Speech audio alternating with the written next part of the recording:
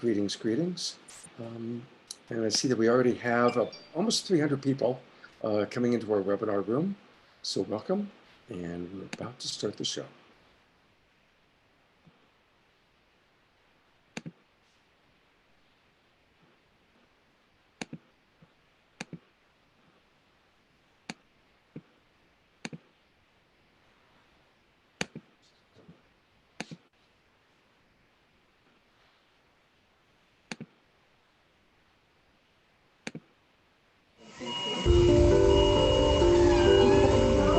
As we look at these images,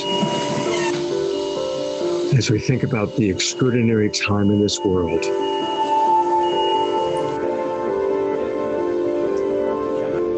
we remember the beautiful line that we are the ones we've been waiting for. And this is the time we've been preparing for. Nobody knows for sure exactly what it truly means, how long it's going to last. But what we do know is we have each other. And so welcome to Saturday Night Live for the Global Peace Tribe. This is your chance, our chance to come together in community, where we're going to have music. Let's walk together, take my hand and we will heal this land. Inspirational speakers. Recreate, reimagine, renew, relook, respect, and regenerate. Wisdom jewels. Let yourself become intolerant of apathy, intolerant of injustice. Let yourself become intolerant of ignorance. And even some comedy. With all of this light energy, not only will you be able to heal souls, but I bet you'll be able to re-soul heals. And some magic. Are you ready? Here we go. Let's count to 3. Everybody, here we go. 1, 2, 3. Solved. Yes. Recognizing that the greatest magic is how we can all be together, no matter where we are geographically, sharing in the universal language of love and music. With all things I am one. With all things I am one. And learning from these extraordinary speakers coming into our show. We are the imaginal cells connecting right now, and they find a new way of connecting. Well, maybe we're not connecting out on the streets and we're not connecting at big concerts, but we are connecting through the globe right now. There are people all over this world in this moment together, this moment when we are beginning to awaken in the chrysalis to who we are becoming. Thank you for joining us. The show is just about to begin. With all things I am one. With all things I am one. With all things I am one. With all things I am one. With all things I am one. With all things I am one. Welcome, everybody. And we have such an amazing show tonight. You know, each week is so special. When people ask, what are we? I like to say we are an inspirational variety show. And during this extraordinary time, there's nothing like inspiration from music and the speakers you're going to hear from today. I want to welcome, we have 365 people in our webinar room and thousands watching on Facebook. For those of you in the webinar room, please use the chat box and tell us your name and where you're from. It's really fun to see where people are from. In the chat box, you can find usually if you go down and take a look. And we also going to be sending lots of messages to the chat box. The last thing I want to just say is we have a wonderful, ever-growing set of partners. And we're really excited that this is the first time that our show is being carried by Awake TV. And we're really excited about our growing partnership with them. We'll tell you a little bit more about them later on in the show. And now it's my pleasure to turn it over to the woman who works very hard to make this happen. My partner in Saturday Night Live for the Global Peace Tribe, Deborah Giusti.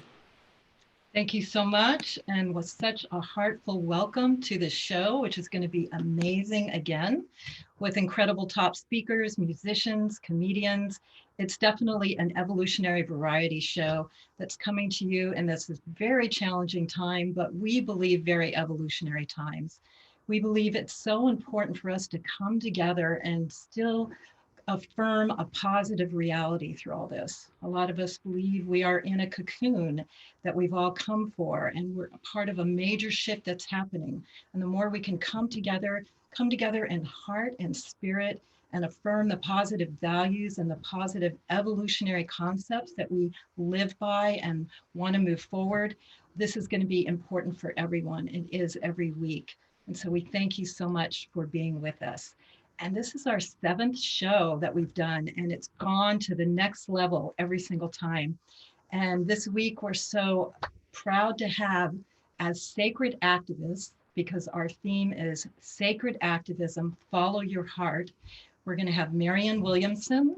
We're having Andrew Harvey, who coined the phrase sacred activism, John Robinson, who began very early on in his career, Nina Simons of Bioneers, founder of Bioneers, and some incredible musicians, Larissa Stowe, Matthew Human, and Sasha Rose, who are all sacred activists, as well as comedians, Alicia Dotner and Reina Sartori, and many other people who are all wisdom keepers who are going to share their wisdom jewels with you tonight. And when we say sacred activism, follow your heart, we're not just talking about these amazing people that are on the show right now. We're talking about you. We're talking about me. We're talking about everyone. This is really the time to step up, if any other time on the planet. And sacred activism is that divine mission passion that's in your heart, that you feel you're meant to do. And it can be anything that Spirit calls you to do, whether it's creating an emergency preparedness meeting in your neighborhood, or maybe it's just helping a homeless person, or maybe someone down the street that really needs help, or maybe it's just raising your children to be incredible leaders in the world.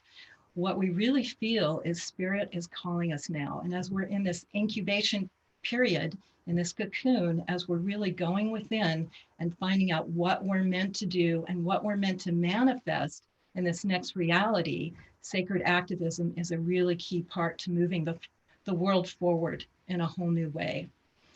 And we have an amazing show coming up next week. We're going to do one more show, then we're going to take a breath and go forward and hopefully come back and do a whole new series. Next week, we're going to have Carolyn Mace. We're going to have Marcy Schmeinoff and JJ Hurtak. We're going to have the amazing Kirtan musician, Wah. We're going to have Elijah Ray back. We'll have some of our favorites back. But please come around for that next show that we're going to have next week. And we invite you to connect with friends. We're going to put links in the chat room on how you can still invite them to Zoom. And please feel free to chat in the Zoom room, and stay around for the end where we have community connections, where you can actually come on the gallery and give your 1-minute wisdom jewel of what you feel is so important to share at this time, or what your sacred activism calling is. And we operate this show in the principle of new paradigms on many levels. And that includes using the gifting economy. So we're giving this show to you as a gift, and we request that you give back to us at whatever level you feel your heart calls. And we take that income, that green energy, we use it for producing the show in the future, but we also redistribute it to nonprofits that are really helping on the front lines. And we've been able, because of your amazing donations, to give away thousands of dollars. So we appreciate that. And right now, I'd like to invite my other partner, Ken Kaufman, who produces the New Living Expo every year in April. He wasn't able to do his show this year, but he's coming back in October to do an incredible show. And he's helping us produce this show for you. And he's helping us to find those nonprofits that can really help at this time to give back to us and support our community. So Ken, thank you for coming on. Thank you, Scott and Deborah, and everyone who's logged on so far. It's going to be thousands of people. We so appreciate you taking the time out tonight and enjoying something different. If you haven't been with us before, you're in for a great surprise. We are so honored to have a legendary like Marianne Williamson with us. And that's when we remind everyone, she's going to be one of our keynote speakers for the show on 10/10/2020 weekend. Also with her, we're going to have Michael Beckwith and John Gray, who was on one of our shows a few weeks ago, and David Wilcock. Just going to be a great lineup. And if you want to get, just for this month's special, a 20% discount on tickets, you just put in NLE20 in our Eventbrite link on our ticket page, and you'll get 20% off any ticket of any kind throughout the end of this month. And my share about activism is that I'm thinking that every healthcare worker on the front line is in their own right a healthcare worker. I mean, in an activist, because they're taking their risk of their lives like activists do, and they're just making such a great, I mean, they're saving lots of lives and doing some great work. So that's my part, and we'll be back to talk about more nonprofits later on. Thank you. All right. Thank you, Ken. All right, so let's get the show going. And we always like to start with music. And I'm really excited about who we have with us. We have Larissa Stowe and a couple of her friends with her. Welcome. Hello. Hello, Scott. Hello, everyone. We're so grateful to be here with you and to be a part of this show that's about sacred activism. And for me, sacred activism means that we are for something that we care about, that it's about love, and it's about really standing up for what we passionately care about in life, rather than being against something. So it's about raising our vibration and reaching out our hands and sharing our hearts. And Gandhi, this is one of my favorite examples, is that in South Africa, when there was this oppression against the Indians, Gandhi made friends with the Prime Minister, General Smuts, who was at the time about oppression of the Indians.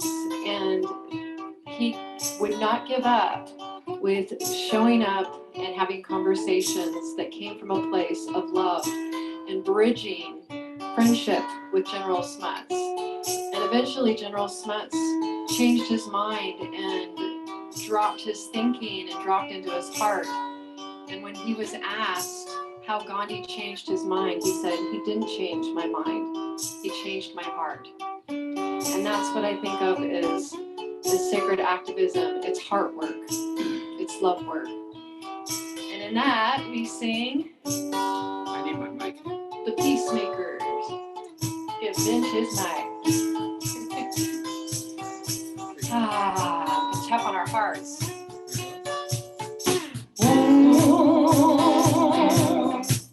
Yeah, yeah.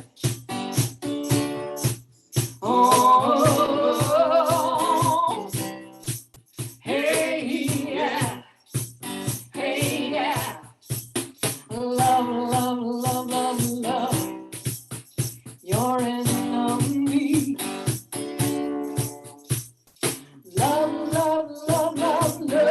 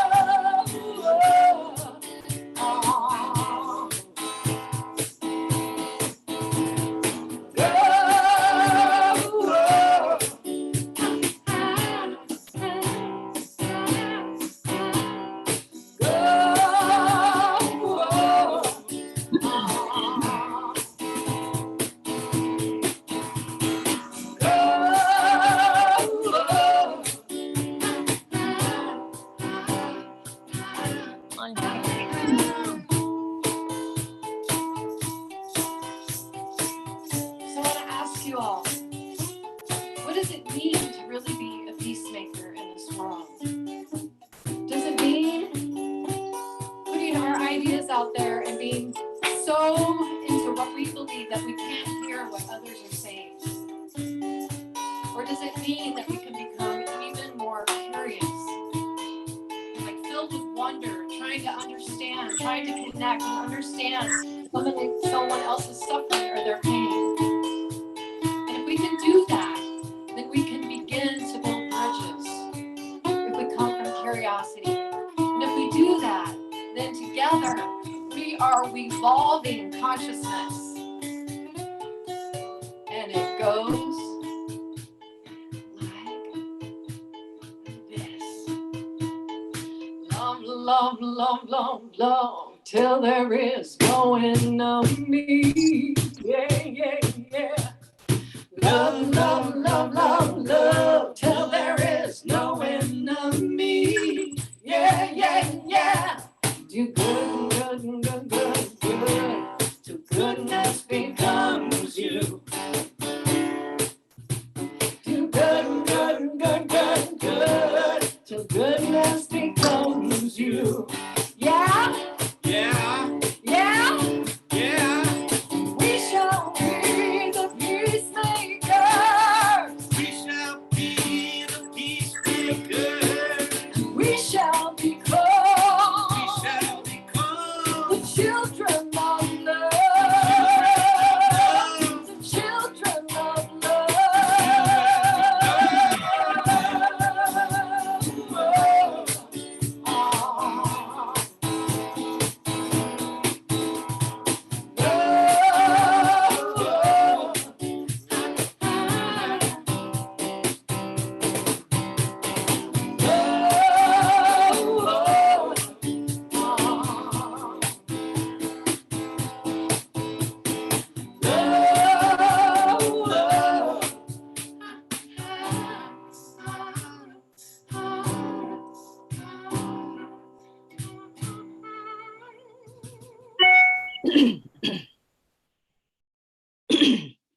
Wow.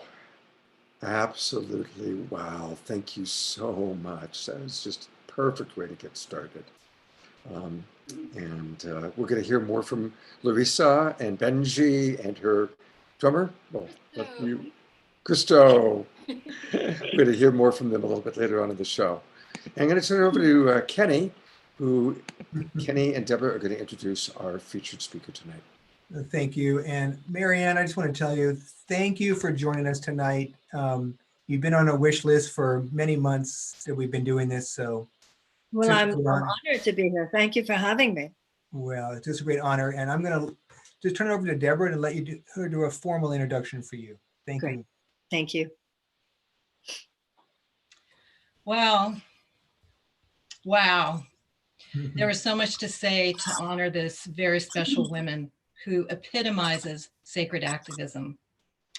For 10 decades, she has been known as a spiritual thought leader, best-selling author, political activist, but she is truly someone that has put her passion into action.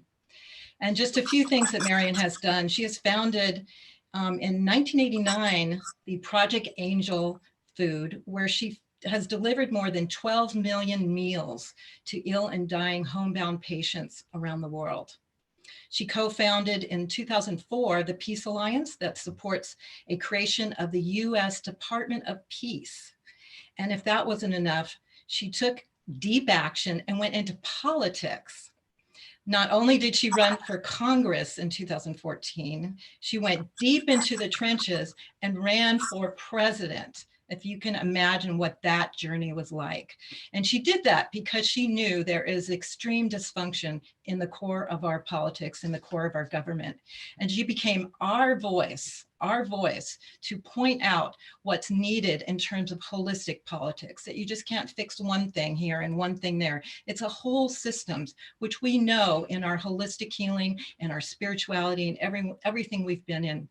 And if you can imagine what she's been through, we are so thrilled to honor her. She brought up topics like the reparations for slavery, which is a really touchy thing that most politicians won't touch.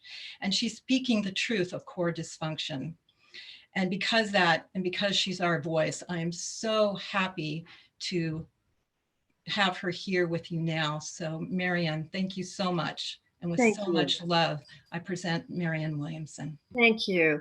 Thank you so much, Deborah, for that very generous introduction. And it's just exciting. As I said before, it's an honor and it's a lot of fun to be here with old friends like Andrew and John and Ken and all of you. So thank you so much. And I think what you're doing is so important. I'm reminded of a line in the Course in Miracles where it says that an idea grows stronger when it is shared. And as you said, Deborah, at the very beginning, and many of the things that we're talking about here tonight are ideas that all of us already believe in. But as Andrew coined the phrase sacred activism, we have to take the sacred now and make it active. I've been saying for a long time that the era of data collection is over. I see that someone in the chat room is referring to my book, A Politics of Love, which certainly has to do with how we activate the sacred in terms of the world that we live in.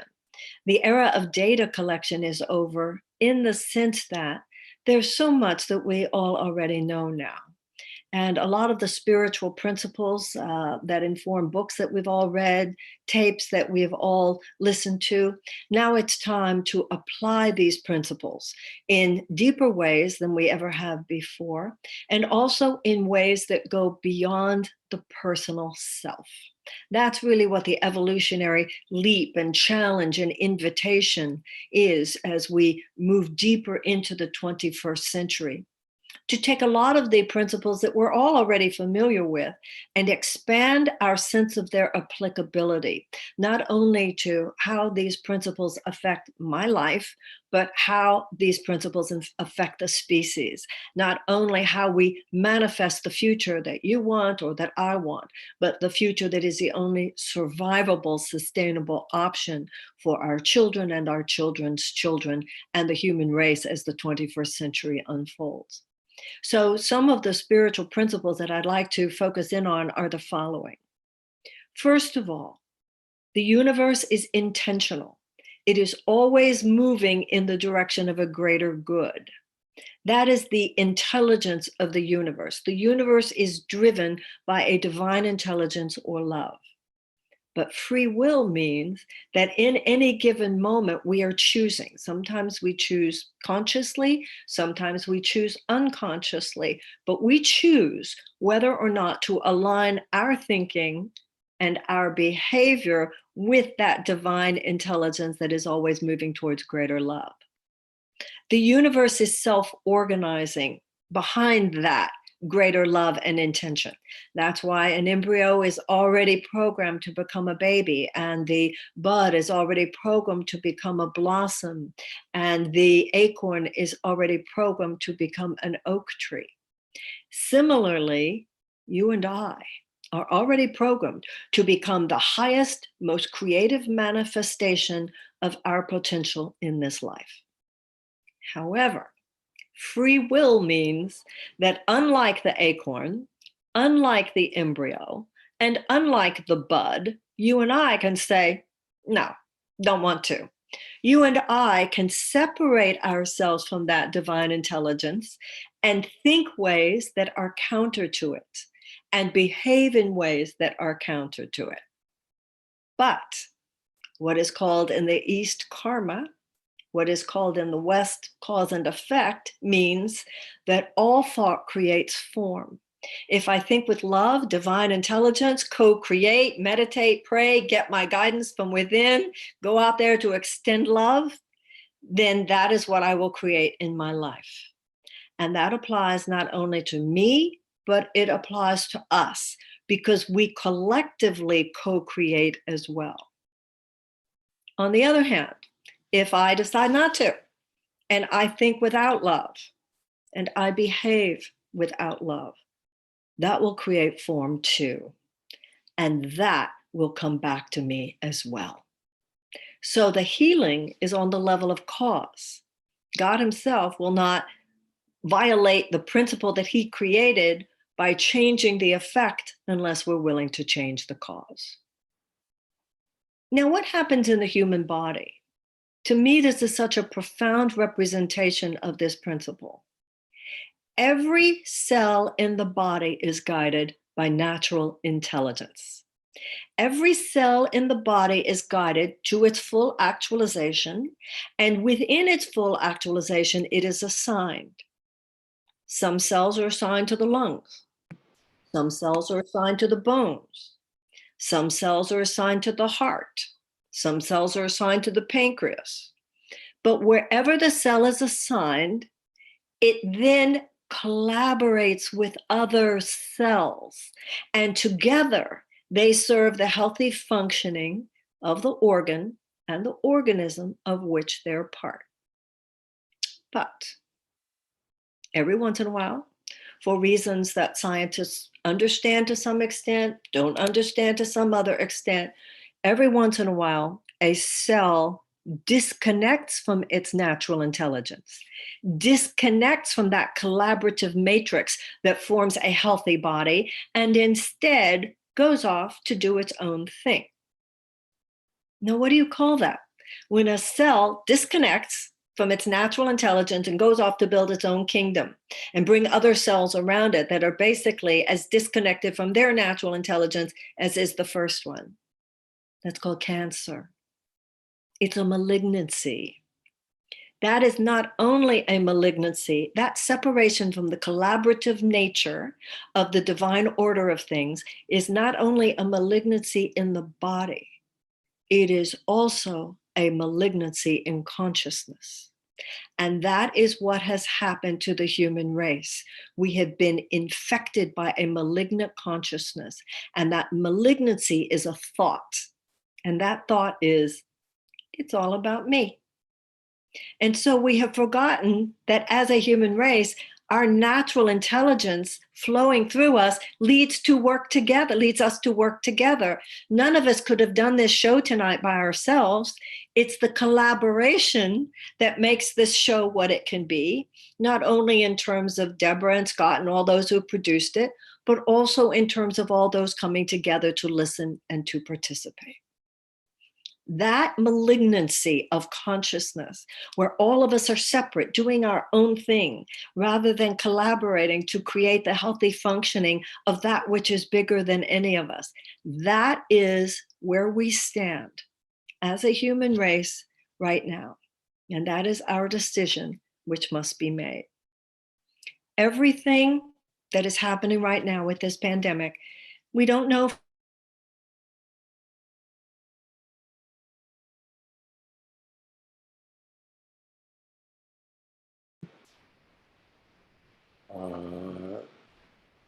hopefully she's going to come right back.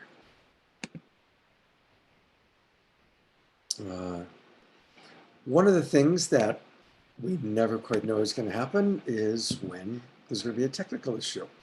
And so it appears that where Marianne is or was, she just got knocked off.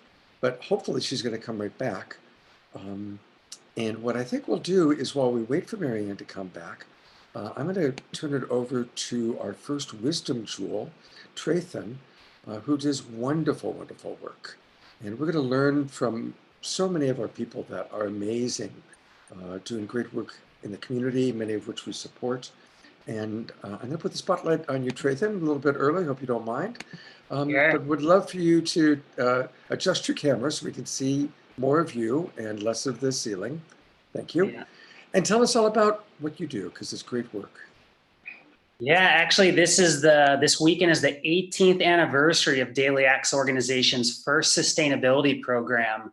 And taking a sacred, reverence-centered approach to activism is definitely what has sustained me and our staff through all the years, and especially in a stormy world that seems to keep on getting stormier.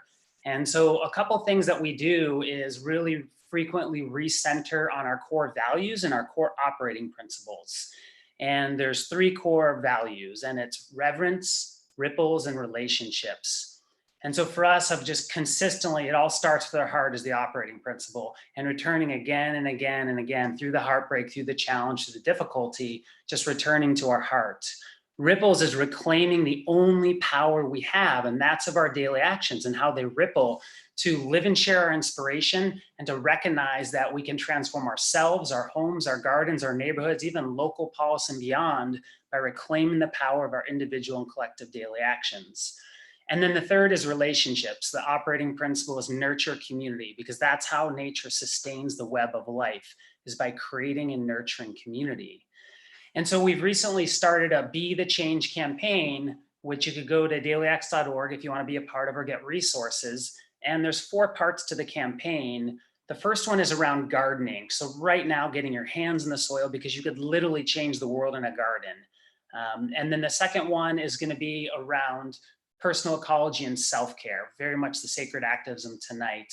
And the third and fourth areas are around conserving resources and getting civically engaged, because we really have to start with our heart, reclaim our power, and build the public and political will for transformative change. And so, I'll just close briefly with some words from Clarissa Pinkolay's Estes that I found about 18 years ago when I started Daily X. And she said, ours is not the task to change the entire world at once, but to stretch out and mend the part that is within our reach. Because when we find and share our light, something that affect, and we inspire others to do the same, that's how we catch light in ourselves and help other people catch light too. And that's how we can affect positive change in a stormy world. So thank you all so much. It's great to be here. Thank you very much. And I'm actually going to put up a slide real quick that shows a little bit. And Trithan, tell us about these steps and how people can be more involved in Daily X. Sure, we have a lot of resources right now around growing gardens, from a windowsill to a balcony to a permaculture food forest that's sequestering carbon and growing food, medicine, and wonder. And that's where, getting your hands in the soil and embodying our values and reconnecting to nature and community at a basic level. And then true to tonight of the self-care and personal ecology practices, like they say on a plane, you have to put your own oxygen mask on first. And so appreciating the show and just that reminder, and there's a lot of tools and practices people could do to sustain in the work. And then from there, we move out into saving resources and building civic engagement, getting involved in climate policy and all that good stuff. Beautiful. Thank you so much. And I love the word grace. Yogananda taught the greatest prayer is maximum grace. And Marianne Williamson reminds us of everyday grace. This is actually one of my favorite books that she's written. And in an act of everyday grace, Marianne is back with us. So welcome back, Marianne. Thank you. I am so sorry that I dropped off. But anyway, thank you so much for giving me the opportunity to conclude. What I was saying when I froze or dropped, whatever that was about the pandemic and this period that we're in. We don't know exactly where the virus came from, but whether it came from a lab or whether it came from a wet market, it came from a place in consciousness which had to do with a lack of reverence, either reverence for the planet, reverence for people, or whether reverence for animals. One of those was missing. We do not have a reverent economic system. We do not have a reverent healthcare system. We do not have a reverent political system. Rather, these systems which now guide public policies on this planet are without reverence for life, without moral or ethical responsibility to the people, to the planet, to the animals. And we are now reaping what we have sown. And so the universe is not only self-organizing in all the ways that I said before, it's also self-correcting. The body has an immune system. The psyche has an immune system, and civilization has an immune system. And you and I are the immune cells. So right now, as we think of ourselves as immune cells, that to me is what sacred activism is. Each and every one of us, through prayer, through meditation, through forgiveness, through spiritual practice, are guided, just as every cell is guided, one to the pancreas, one to the lungs, one to the heart. You and I are guided. Some of us will be guided to gardening that we just heard about. Some of us are guided to the music, to be a musician, as we just heard. Some are guided to be cells in education. Some in business. Some in spirituality, and politics is our collective assignment. As we now work together, because no amount of personal charity, no amount of personal action is going to be enough to turn this ship around. We're going to have to collaborate now. And that's all that politics is. All that politics is, we should think of it as a sacred thing. You know, at the very beginning, we heard about Gandhi. Gandhi said that politics should be sacred because everything should be sacred. It should be a way that we come together as we're coming together tonight. And just as so often we visualize what we want for our lives, it's time now to visualize what we want for the planet. Just as we have these intentions for our lives, we should have an intention for the planet. Just as we manifest what we want in our own individual lives, it's time for us to expand all that and come together and make manifest a sustainable and survivable world. We do that through atoning for our lack of reverence, even though we might have ended individually, and I think most people are decent, good, dignified people. But we have not been thinking enough over the last few decades about the public policies that guide the collective and have an effect on millions and millions and even billions of people. It's not enough for us, particularly those of us who are Americans, to talk about how we want to be the peacemakers and sing about being the peacemakers when millions of people all over the world are looking at us and thinking, what are you thinking? When for the sake of a $360 billion arms sale to Saudi Arabia, you are participating in a genocidal war in Yemen. And so it's time for us to mature. And I believe that this is the time, that's what the meaning in many ways of this pandemic is, this crisis moment. All of us get to think more deeply. All of us get to reflect. All of us get to reset. And on the other side of this, my hope, my prayer, and I believe what all of the things that we're talking about here tonight and such beautiful, this is such, you know, it was described at the beginning of the evening as a variety show. It's a kaleidoscope. One person coming with the music, and one person coming with, talking about the animals as John will do, and the food. One person talking about sacred activism as Andrew will do. This is a beautiful thing, but we have to do more than talk. On the other side of this, we need to get going.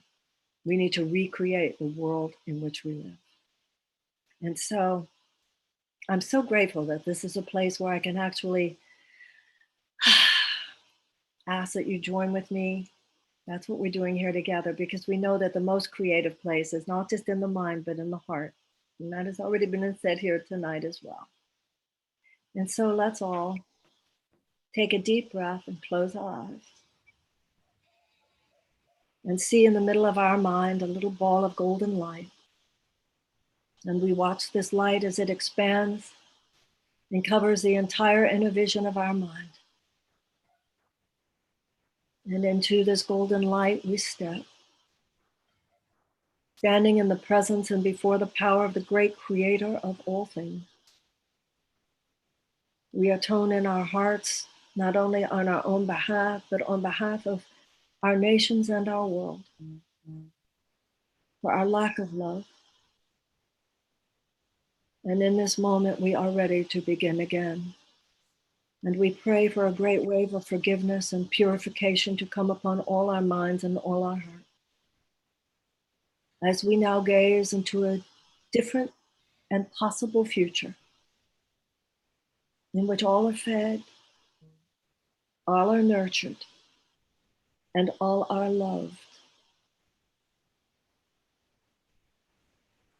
And we dedicate ourselves to that vision, to that possibility, to that reality. We pray to be used in our own ways assigned, that our hands, our feet, our steps, our actions, our thoughts, all that we have and all that we are might be used for a great rebirth. It is for this that we were born. It is for this and to this that we dedicate the rest of our lives. And so it is. Amen. Thank you so much. It was an honor to be with you. Thank you. Thank you so much, Marianne. Much love to you. God bless you. So many comments coming in. People just so inspired. Thank you. Thank you. Thank you very much. We, as we saw, we want to present her everyday challenge. That's right. Got that PDF? Yeah, I've got it right here. Thanks for reminding me. Yeah, Marianne is still on it, sharing so much with the world. She's going to start a free 21-day challenge. And these are daily exercises, 4 downloadable meditations, 2 live Zoom calls with Marianne, and a private online forum for other participants in the challenge. And you'll learn how to integrate key spiritual principles into your daily life so they become just beautiful abstractions, but really tools for actually transforming our lives. And as Marianne said, this is a wonderful show, but it's not just about talk or being inspired. It's about action. And Marianne's also going to put on another show that we're going to promote thoroughly through my Deborah Recommends and Harmony Connects towards the end of the month. So we really want to support her in continuing her work because she's amazing. And thank you so much, Marianne, for that incredible transmission and spiritual activation that you shared with us. Thank you.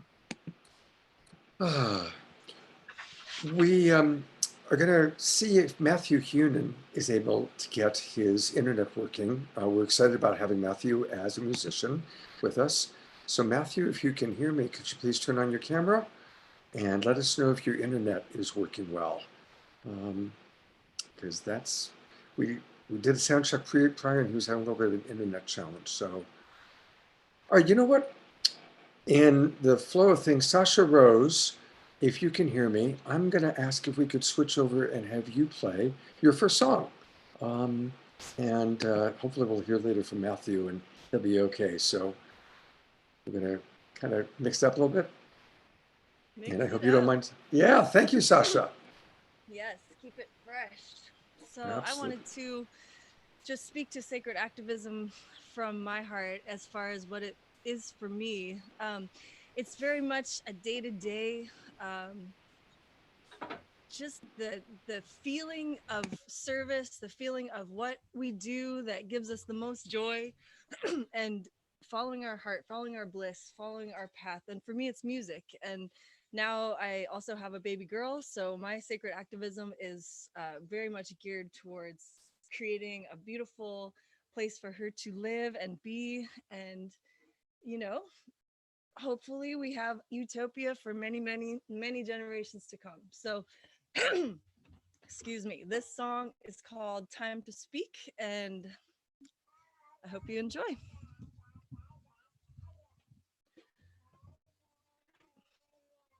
Thank you.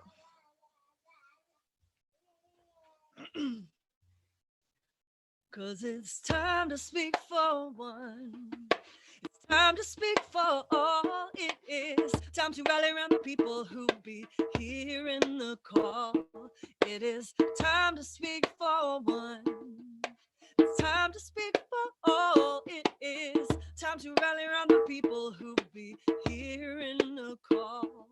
'Cause we live amongst a pool of what our choices have ingrained. It's only us that keeps us down when our mind becomes enslaved by the thoughts that do not serve a heart that's destined to be true. I keep my thoughts on positivity no matter what I do. It's time to speak for one. It's time to speak for all. It is time to rally around the people who be hearing the call. It is time to speak for one. Time to speak for all. It is time to rally around the people who be hearing the call. So raise your voice to the heavens. Raise your voice to the sky. Raise your voice for the people who still have a heart to try. Raise your voice to the heavens. Raise your voice to the sky. Raise your voice for the people who still have a heart to try. We're picking up the pieces of this land of broken dreams. Witness to the fabric torn apart at the seams. But through the concrete grows a flower. A seed of hope has found its place, and we are trusting that creation governing everything in grace. 'Cause it's time to speak for one. It is time to speak for all. It is time to rally around the people who be hearing the call. Oh, it is time to speak for one. Time to speak for all. It is time to rally around the people who be hearing the call.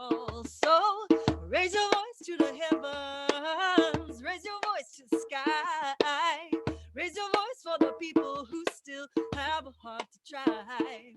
Cause the mind has its reasons for holding on so strong to actions and thoughts that no longer belong. But in the essence of this freedom, it burns to the ground, leaving only the ashes and the purest of sound. Cause it's time to speak for one. It's time to speak for all. It is time to rally around the people who be hearing the call like you all. Time to speak for all. It's time to speak for all. It is time to rally around the people who be hearing the call. So raise your voice to the heavens. Raise your voice to the sky. Raise your voice for the people who still have a heart to try. Raise your voice to the heavens. Raise your voice to the sky. Raise your voice for the people who still have a heart to try. Like each and every one of you. Thank you Yes. so much. Oh, thank you so much, Sasha Rose. And she'll be back for another song a little bit later in the show. Thank you, Sasha. And thank you for jumping in so quickly. I appreciate that. So we have another amazing woman to share with you, who has been an amazing sacred activist for many years. Nina Simon is the co-founder of Pioneers, who is an incredible, important conference that's been going on in October in the San Francisco Bay Area for over 20 years now. It brings together worldwide people that are on the forefront of assisting our ecology, our society, and everything that can create a sustainable and healthy life. And if anyone knows what it takes to produce a conference like that, it is a huge labor of love and a huge spiritual mission calling. And not only does she do that, but she works with women. She's a social entrepreneur, passionate about the sacred restoring of the feminine masculine balance in our world. She works with Indigenous wisdom, leadership, ending racism, co-creating beloved community. And we're so happy to have her with us tonight. So I present to you Nina Simon. Thank you so much, Deborah. And thank you for having me. And thank you all for your time and attention. And Sasha, your song was just beautiful. And I really want to thank Andrew Harvey for coining this phrase, because for many, many years, I didn't consider myself an activist. I thought, well, it's not my way to go out and protest and get arrested.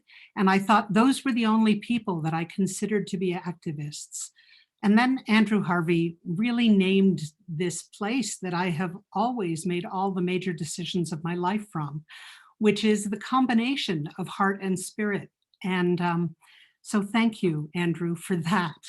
And so I guess what I wanted to say is, you know, my path has been kind of like a tree. I have had many chapters that I'm really grateful for, and I want to name some of them just because they've all been heart-informed and devotionally informed. Really, I got involved with Pioneers after helping to start a company called Seeds of Change, when I fell in love with the natural world. And for about 5 years, I served the sacred biodiversity of life on Earth. And it was one of the most spiritual paths I've ever been on. And then we started this thing called Pioneers, which Deborah talked about. And it's a wonderful resource online and all over the place of podcasts and videos. And really, it's a way of lifting up the people who are co-creating the next human civilization, because we knew even 30 years ago when we started Pioneers that our civilization was in peril. We knew that the globe was warming. We knew that pollution was run amok. And we knew that if we didn't start taking a stand on behalf of the sacredness of all life and really learning from our Indigenous elders how to live in right relationship with the earth and each other, we were going to be in trouble. So we started lifting up all these people who had amazing solutions and visions. And Trathan is one of them, and Melanie DeMore, who you'll hear from later. And so I've had the great good fortune to help create platforms for amazing people like all of you. And really what I've come to believe is, as Marianne said, I do believe we were all born for this time. I believe it's a really important time to remind ourselves that what we do inside and what we do outside are intimately connected. And I believe that this COVID-19 pandemic is a huge opportunity for a reset and for a review and for really checking in with ourselves about what do we most love and what are we most devoted to, and how can we bring ourselves to serving that? Because actually, I think we're in a moment where all life on Earth is dependent on us, and where we as a human species have the opportunity to decolonize our minds and our belief systems from a bunch of stuff that we've inherited that we didn't choose, and free ourselves to really be the co-creators of this next world that's coming into form. And it needs to be regenerative, but it's a huge opportunity to reinvent everything about human civilization, from our economy to our politics, from our racial dynamics to our intergenerational ones and our sexual ones, right? All of it is up for review, and what an amazing co-creative time that is. So as Deborah said, I mean, I've traveled many paths in my life. Recently, the most sacred really was helping my mother through the end of her life. And I'm so grateful that I was able to listen to my heart and stop all my work stuff and show up for her in what was both the most painful and the most sacred passage I've yet to be through. And frankly, I share that with you because we're all in a time of loss and of suffering.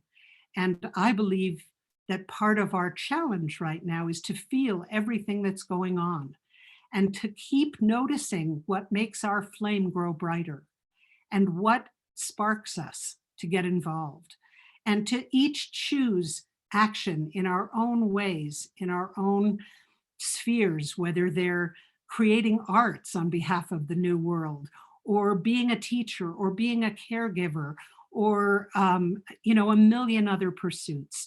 As Rumi said, there are a million ways to kneel and kiss the ground. And I hope we all get inspired through the course of this beautiful evening to bring whatever our deepest love is and connect it with a need for reinvention in the world, and trust that the nexus of those two things is unstoppable, because we will be. Thanks all. Thank you so very, very much. We're going to put into the chat box some wonderful links and ways that you can get more information. And thank you for the wonderful work that you're doing. It's really, really valuable. Thank you. My joy and honor. Great. And is there anything in particular, we always like to give people a call to action. Is there a specific call to action that you have that you'd like people to take? Well, really, I would say vote with your hands and your feet. Vote in whatever way your heart guides you and your spirit informs you. Vote in whatever way your ancestors and your dreams guide you, because the earth is ringing off the hook and we need everyone's voting now. That's all. Thank you. Thank you very much. All right. Ken, I'm going to turn it over to you for a moment to introduce and talk a little bit about one of our projects that we are supporting. Well, this week we have Sonoma Food Runners. Their mission is to alleviate hunger, prevent food waste, and basically build community. They really walk their talk, and they provide a lot of food basically for Sonoma County. They take food that otherwise would be thrown away, and they make great use of it. And if they're on the camera, they can talk a little bit more about it for a minute. And there it is, just putting it up. So yeah, I think, and what's the name of the fellow who is with Sonoma Food Runners? He's here. Okay, great. I'm unmuting you and putting the spotlight on you. Welcome.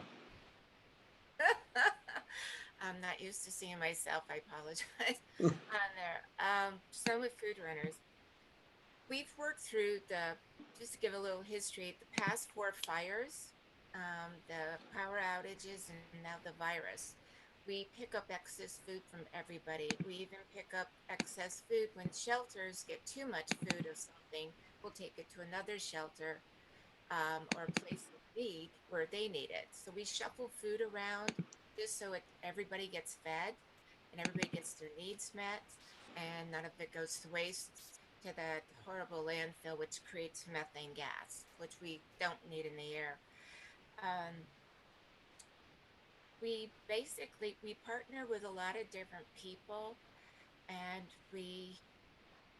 when we deliver the food, we don't just drop it off. We let people choose what they want. Now it's a little bit different because we have that 6-foot rule, and we stand back and they choose what they want with the food. I think the power of choosing, even when you're going through hard times, it's good. To me, it helps them respect the food and where it came from. Um, and it also shows that they still can choose what they choose to eat. It doesn't have to be just what's given to them. They can actually still have that choice from there. Trying to think of what I wrote before, so I apologize. From there. Ken, do you still have that, what I wrote? I think you've said plenty. I think that gives people an idea of what you're doing, the great work you're doing. I think that's basically, we just want to get a little gist of what it is that Soma Food Runners does, and providing food for people who can't afford it. And, but you're really helping out a lot of people. And so contribution tonight will go toward your fund. So thank you for sharing. That was great. That would be great. Thank you. Thank you. All right. Well, to see if if Matthew Human's internet is working. Matthew, I'm going to put the spotlight on you. And how's it going out? Where are you geographically? Hello, can you all hear me? Yes, we can. Great. I'm in Costa Rica. So Thank you so much for having me. I was gonna say I'm in the jungle, like way out in the middle of nowhere. I was an activist for I don't know, sometimes on the front lines for some years around issues like cannabis, and then I got very strong into hemp legalization, and genetic GMO labeling was a big one. And I realized that, I felt like the best thing that I could do for the earth, I was doing the best I could, and I still wasn't happy. I was just stressed out. So one of the most important things I think we can do is be an example of how to live simply on the land and how to be more simple as humans. And so I moved out here 11 years ago to grow food and to live off the grid and to be in a small community where I walk to my neighbors. So I do these concerts from my house here on a 3G network. But really what I also love to be doing is concerts for my neighbors. So I would love to have you all join me down here. If you're interested, you can reach out to me. But I thought I would maybe do this song to start off, and just remind us all that we can always just stop no matter what's going on and take a deep breath. And this is a breathe along.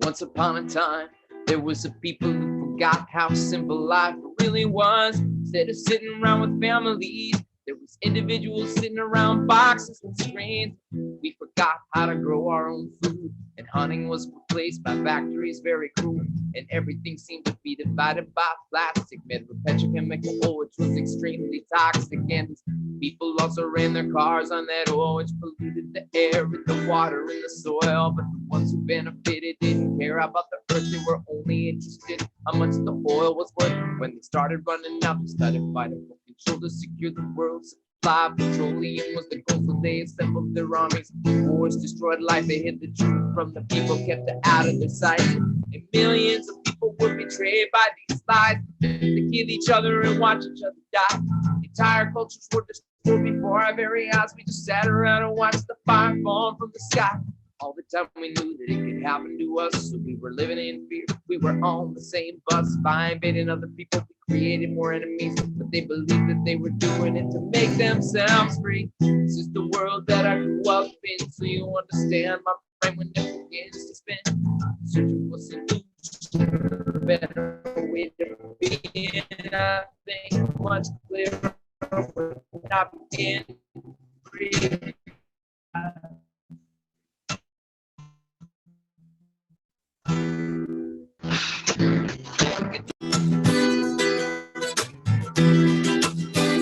It's every way.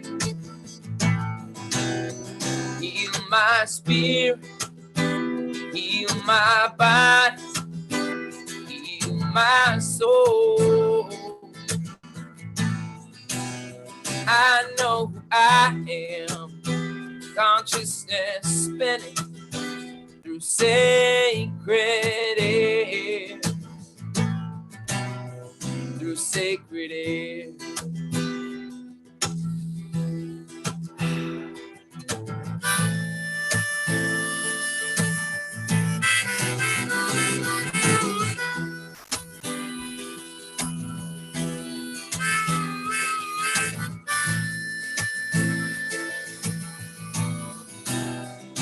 Yes, and it's time for us to believe who we are. The shamans, the healers, whatever you'll call this. Actualize and realize that we come here to balance these violent times. Warriors of peace, ambassadors of love, always staying centered when push comes to shove. Third eye wide open and dancing to music, accepting our powers and knowing how to use them.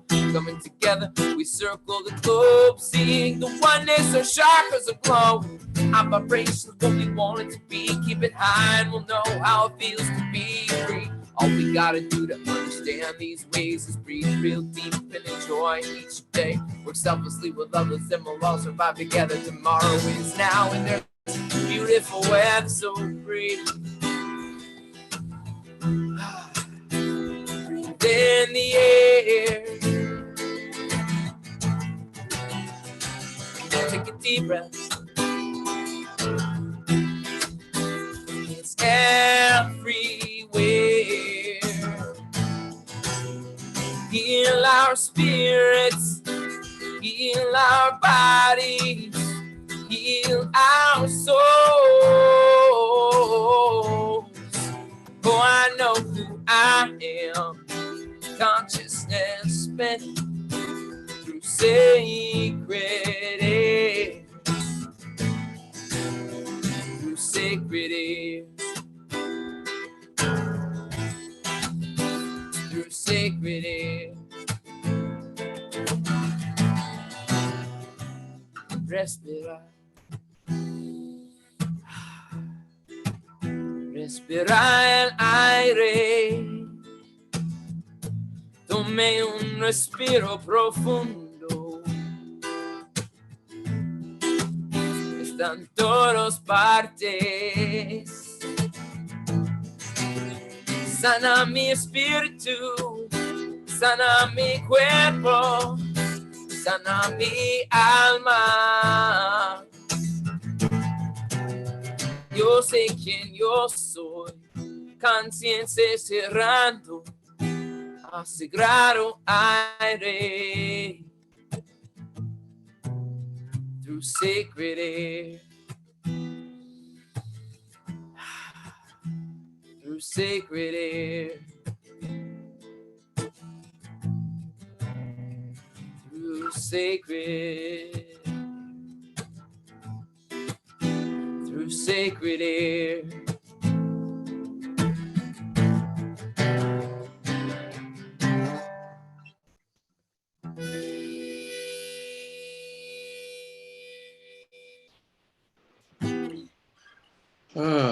Thank you so much. Thank you. And all the way from Costa Rica, We had a brief little internet glitch, but then maximum grace and it came all the way through. So we're grateful for that. Thank you Thank you all so much. Yeah, thank you. All right. Well, we have another wisdom jewel, and this is with actually a friend of mine who I have tremendous admiration for. You are looking at Veronica Monet. And Veronica is an activist in many ways. She's been doing the good fight, the good work for a long, long time. She's an internationally acclaimed sexual and spiritual empowerment change agent. I love that term. We are change agents, aren't we?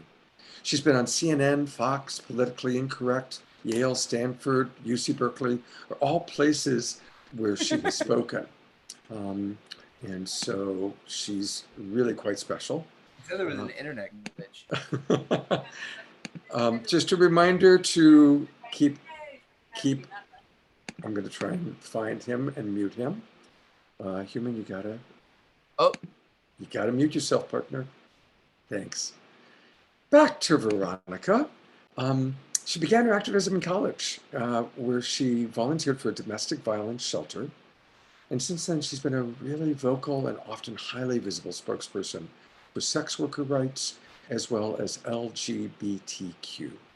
Today, her activism includes working for John and Ocean Robbins' Food Revolution Network to bring consciousness and compassion to our food choices. And we're going to be hearing from John a little bit later in the show.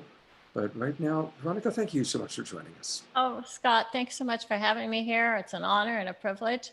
And I'm just grateful to be with all of you from around the globe. What a wonderful, wonderful moment this is. It's also a really trying time for all of us. And there are times as an empath, I can feel the pressure of 7.8 billion people trying to figure out what their lives are going to look like tomorrow. And also just trying to cope with today. So there's a certain amount of grief that I know, whether we're conscious of it or not, whether we're feeling directly impacted in really adverse ways, I think we're all picking up on that planetary grief right now. So, and I love the topic tonight that we're going to be talking about, sacred activism. Really resonated with what Marianne shared about collaboration, talking about the cells of the body. And I think that it's really important that we look for all the ways in which we can partner, not just with each other, and not even just with the other sentient beings on this planet, although I think all of that's incredibly important. But I think it's really crucial that we develop a spiritual practice that is perhaps a little bit different than the ones that some of us might have been exposed to when we were growing up. I'm specifically talking about our relationship with the divine and how sometimes in prayer we have learned to come to our version of God or a great spirit or the goddess, whatever terminology works for you, perhaps your higher self, with some supplication where we're actually kind of entreating the divine to help us or assist us. I think that energy sometimes puts us in a place where we're almost kind of begging or wishing. I think the better energy for us is to partner with the divine. So with that thought in mind about actually being in partnership with the divine, I want to offer my favorite prayer.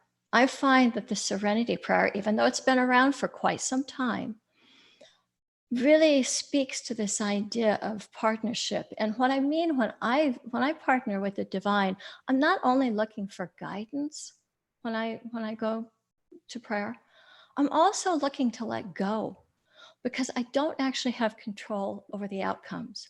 And if I can inhabit that space of letting go, I actually can oftentimes realize better results.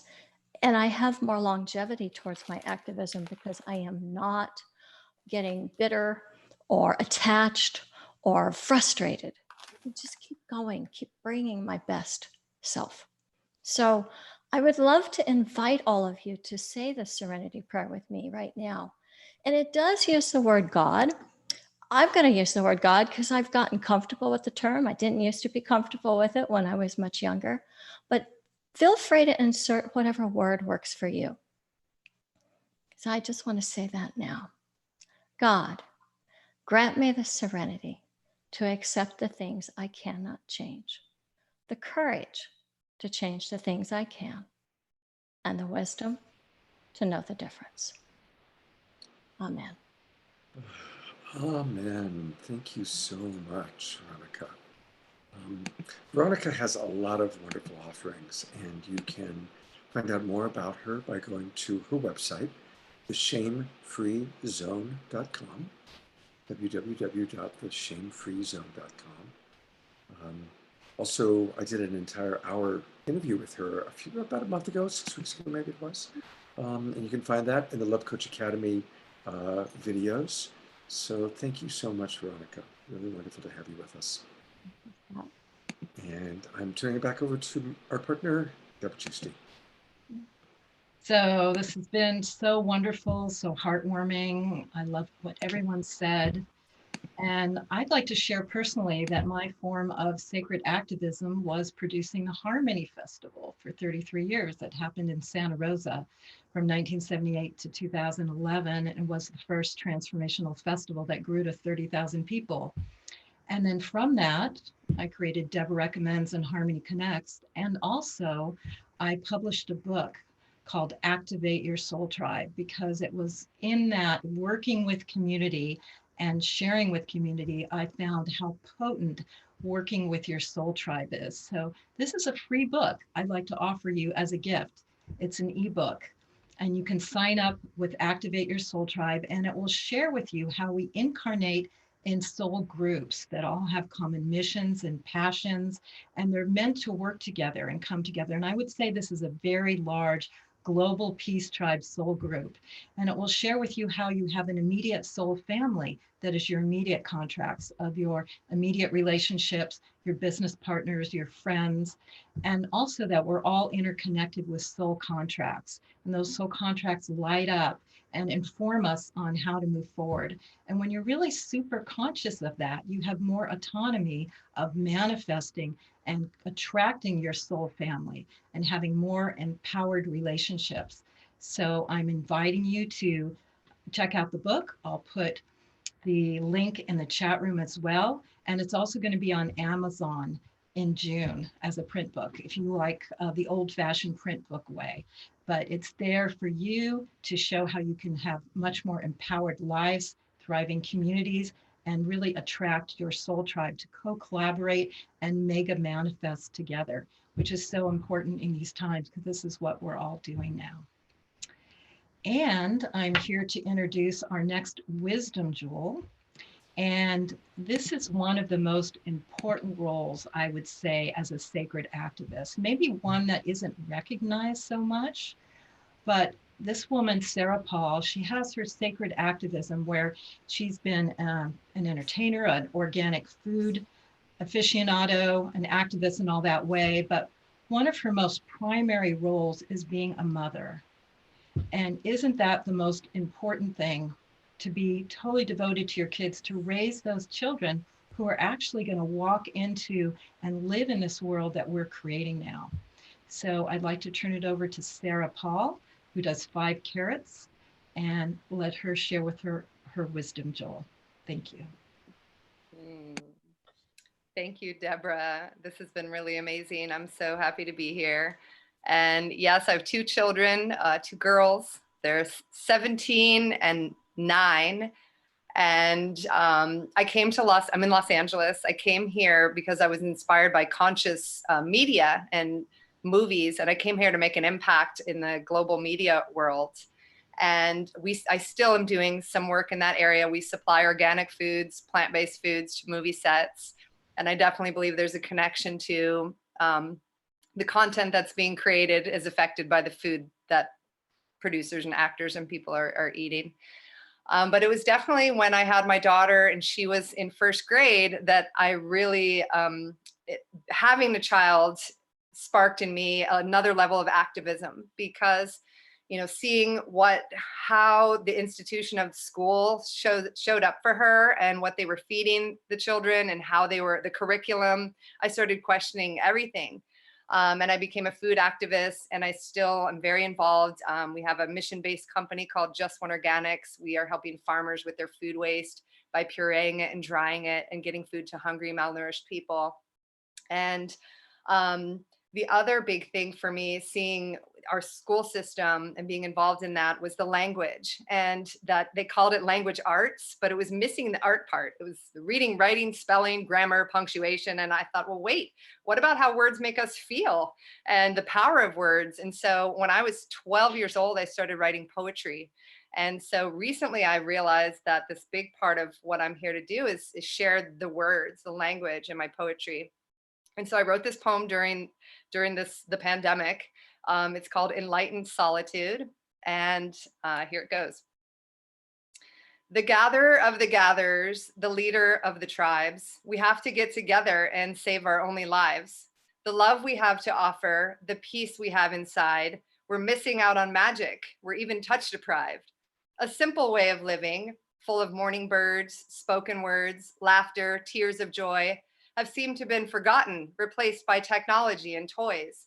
Hiking, swimming, picking flowers, singing, dancing for 10 hours.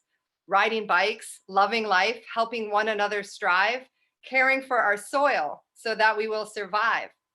Healing is the name of this game we all must play. Ourselves, each other, and the planet, this is the only way. To fix these broken systems that only serve the few, our internal world of magic is where we'll find the truth. So share your gifts and knowledge, find the purpose that you hold, dismantle the program and the lies that you've been told. Inner peace and wisdom, courage, strength, and fearlessness, bravery, determination, a fortitude of bliss. The expression of solitude, in this enlightened moment we conclude, our collective creative power cannot be subdued. So I have an Instagram I just launched. It's called Words for the World, and I'll post it in the chat. You can check out a lot more of my poetry, and it's really sacred. It's just been coming through me for a long time, and I'm just now starting to share it. And it's the simplest form of myself and my activism. And I can be out there doing all these things in food justice, but this is what is in the simplest form coming through me are the words. So Words for the World, check it out. And thank you all for the work that you're doing. Thank you so much, Sarah. Thank you. That's beautiful. And yes, blessings to all parents, maximum grace for parents. I've always been fascinated with the universality of religions and faiths, and was very influenced by Paramahansa Yogananda and how he brought different faiths together. And quite a while ago, somebody gave me a wonderful book, A Walk with Four Guides. It was written by Andrew Harvey, and I didn't know who Andrew Harvey was yet. But it's a beautiful book where he talks about Krishna, the Buddha, Jesus, and Ramana Maharshi. And that began my love affair with the wisdom and the eloquence of Andrew Harvey. And this whole show came around because I love this book. It's called The Hope. It's a guide to sacred activism, and I keep it by my nightstand, and it inspires me. And so when we were thinking about themes, I looked at the book, I said, we've got to do sacred activism, but only if we can get Andrew Harvey. And oh my gosh, I was so happy when Deborah told me that Andrew had agreed to be with us. I'm not often starstruck, but Andrew, it's really, I'm noticing my heart is fluttering. A little bit more about Andrew. He's an internationally renowned religious scholar, writer, and teacher. He's written over 40 books, including The Hope, which I just showed you, Son of Man, Savage Grace. He was born in South India in 1952 and has devoted much of his life to studying the world's mystical traditions, including intensive study of Hinduism, Buddhism, and Sufi mysticism. He's had an amazing life, and thank you so much, Andrew, for being with us, and we're eager to hear what you'd like to share.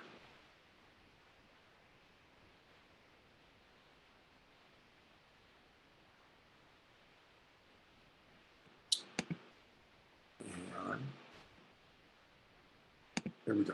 Okay, you're unmuted. I'm unmuted. Hello, everybody. I'm thrilled to be with you.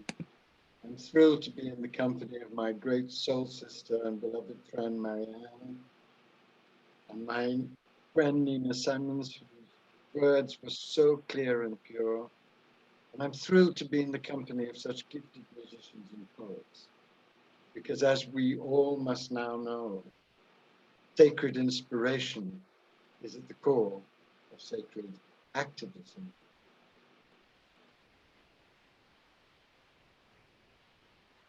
Four years ago, I was sitting with His Holiness, the Dalai Lama, in a garden in Australia. And we were speaking about sacred activism. And I asked him, what message do you think I should give to the growing movement of sacred activism that was engendered by my book, The Hope? What message should be the one that all sacred activists everywhere imprint upon the core of their hearts? And he laughed wildly, first of all, and then he became very concentrated and very focused. And he said, humanity is in danger of extinction. Prepare for the very worst and work tirelessly with joy and compassion for the very best.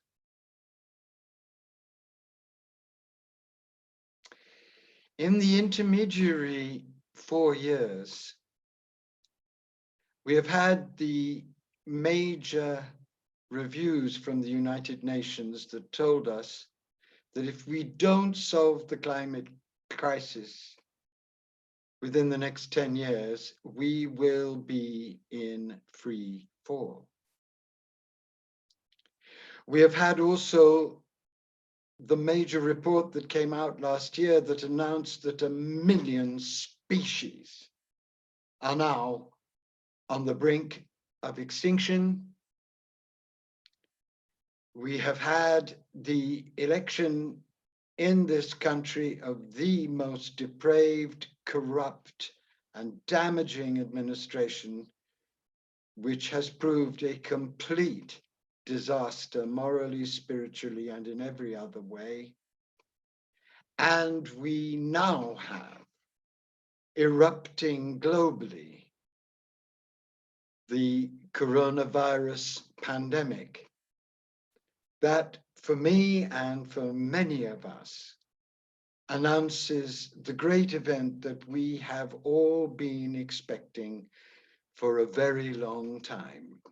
The great event that signals to all those with visionary eyes to see that we are now in a massive, comprehensive, global, dark night process, on the outcome of which depends the whole human future and the future of a great deal of the natural world.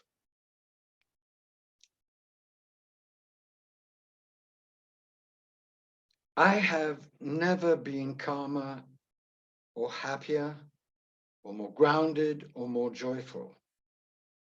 But my joy and my happiness does not depend in turning away from the exploding tragedy of our burning world.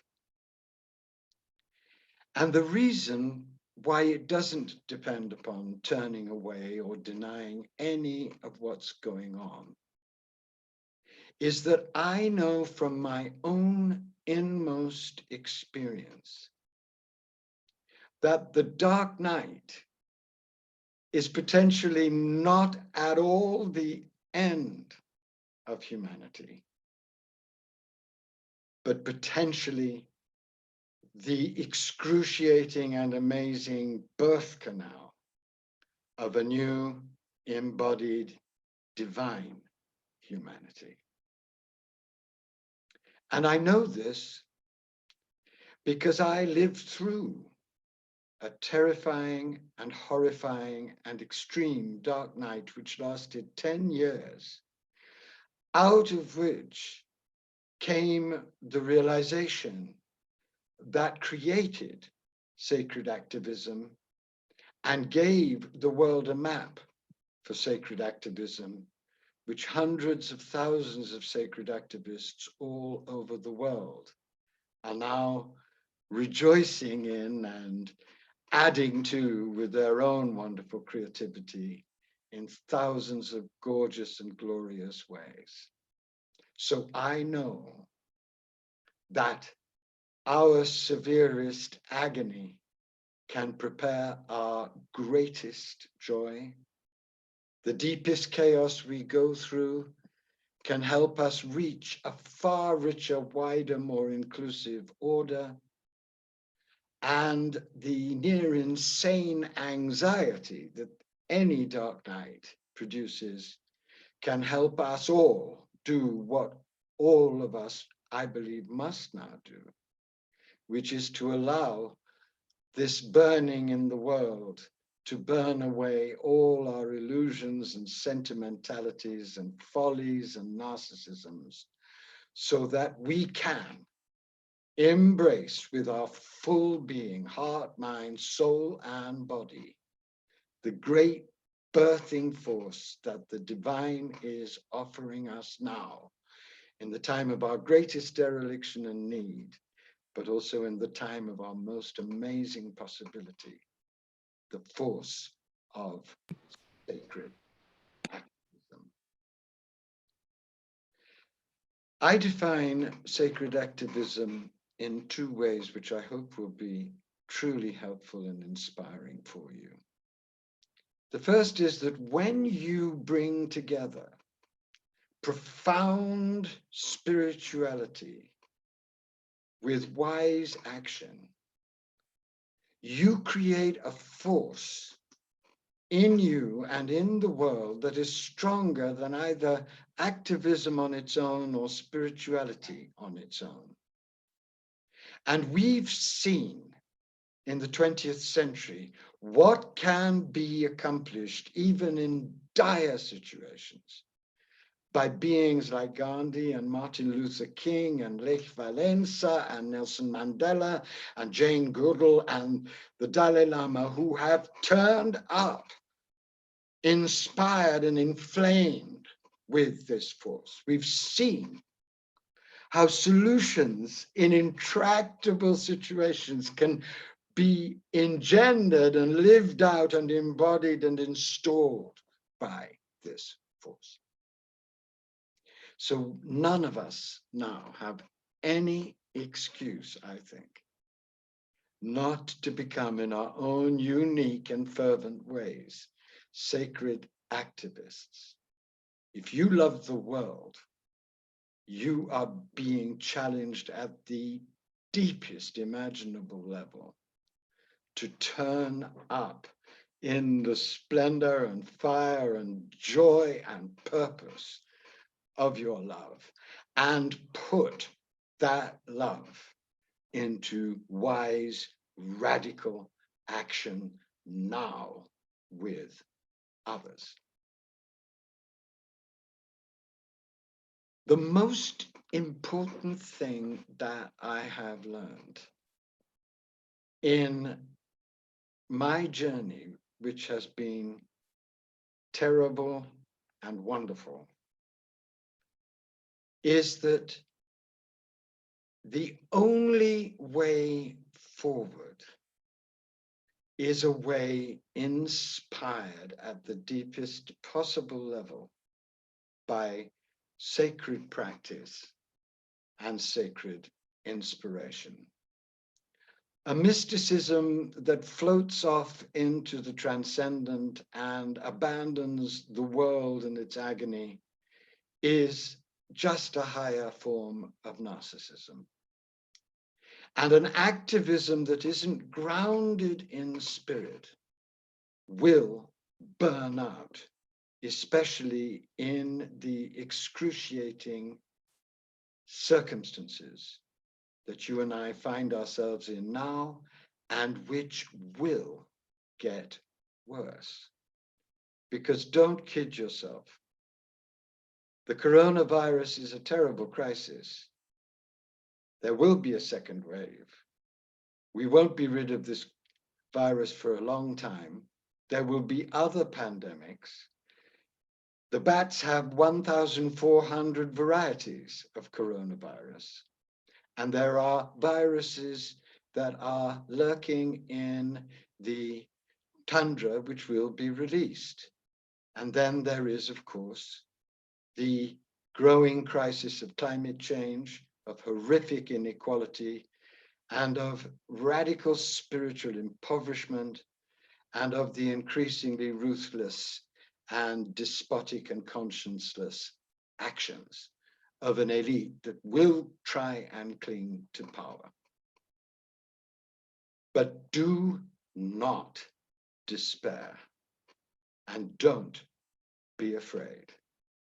Because this dark night, I have discovered, is designed perfectly to compel you and I to get very much more intense, serious, and focused about two essential things.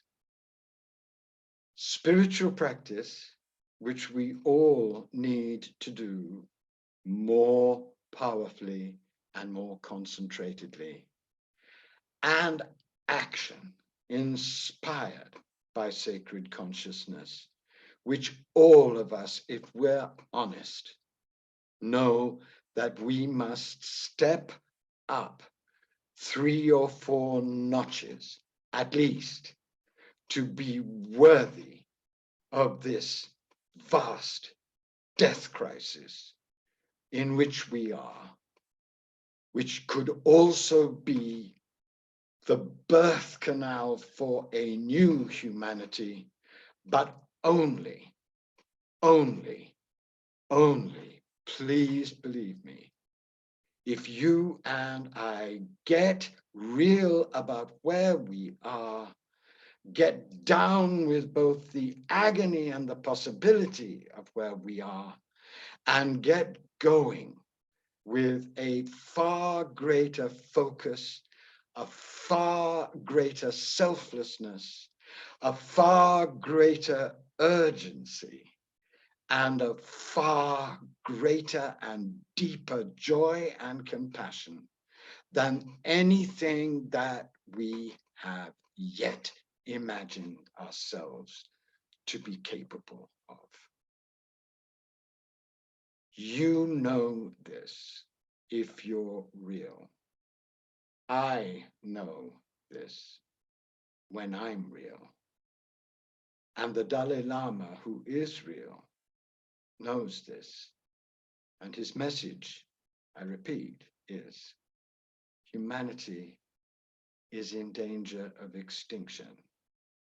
Prepare for the worst, but work tirelessly with compassion and joy for the very best. I'm going to end by the poem of Rumi that I have on my fridge, which gives me courage and chutzpah and ecstasy and fearlessness every day, in the hope that it will inspire you, whom I love and honor and challenge and beg to get real, get down, and get going.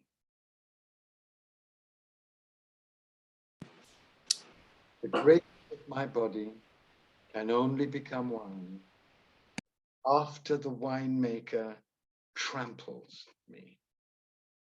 I surrender my body like grapes to his trampling, so my inmost heart can blaze and dance with joy, And although the grapes go on sobbing blood and screaming, I cannot bear any more anguish, I cannot bear any more cruelty, the trampler stuffs cotton in his ears and says, it is I who am the master of this work.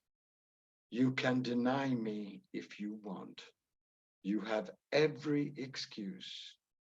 But when, through my passion, you reach perfection, you will never be done praising my name.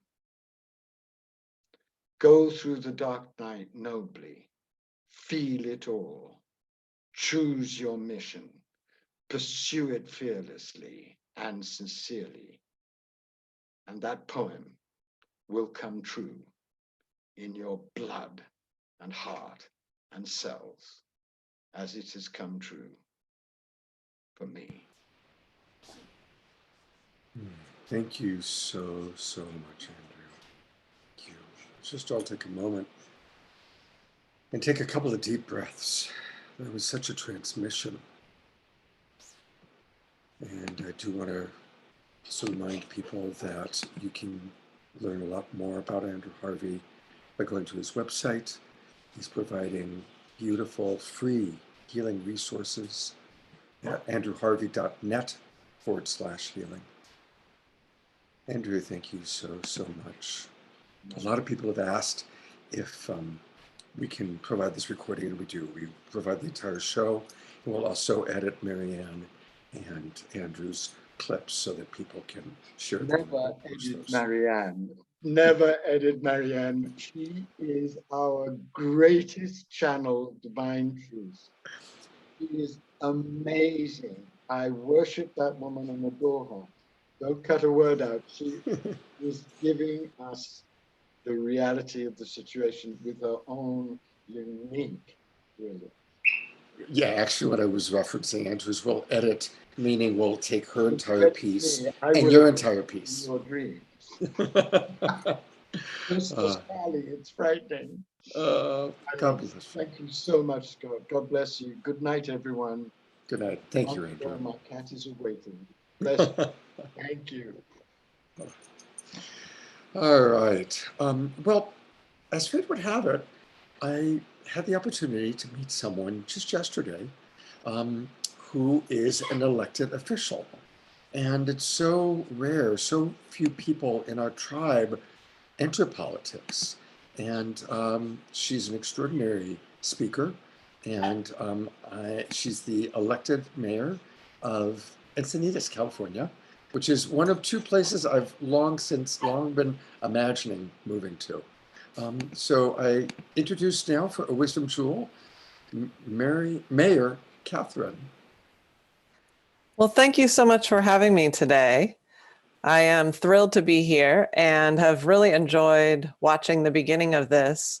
And particularly, I found Marianne's statement that politics should be sacred because public policy is what guides the collective. And I think it's a really important thing to remember when you're thinking about what is sacred activism. Because when I think of that phrase, what I believe it is true that it depends upon sacred inspiration to get to the activism. But politics really is the art of the possible. So I think of politics and the public policy decisions we're making as existing right in this really thin line between the aspirational and the status quo. And so how do we move off of the status quo of how we've always done things to change the world and to tackle some of these big problems? The big problems like climate change or dealing with homelessness. I'm a mayor in the city of Encinitas, which is a coastal community in California in northern San Diego County. It's about 63,000 people. And there are lots of problems in our city, like everywhere throughout the country and the world.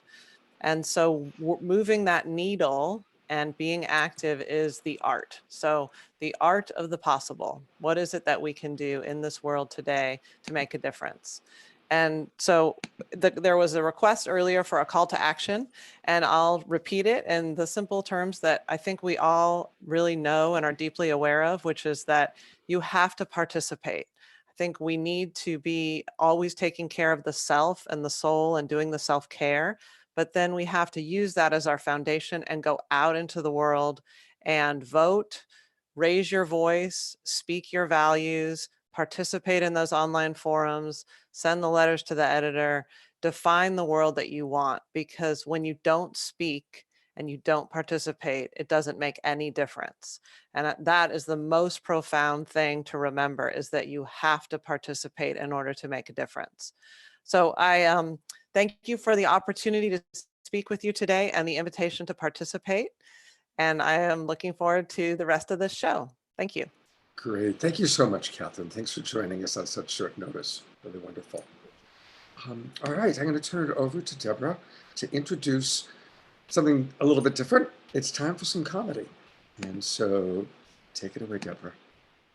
Yes, and as well as this incredible wisdom and music, it's important to lighten up and laugh with all this seriousness that we have in our community and our life. So we do bring amazing comedians and entertainers to be with you in our show.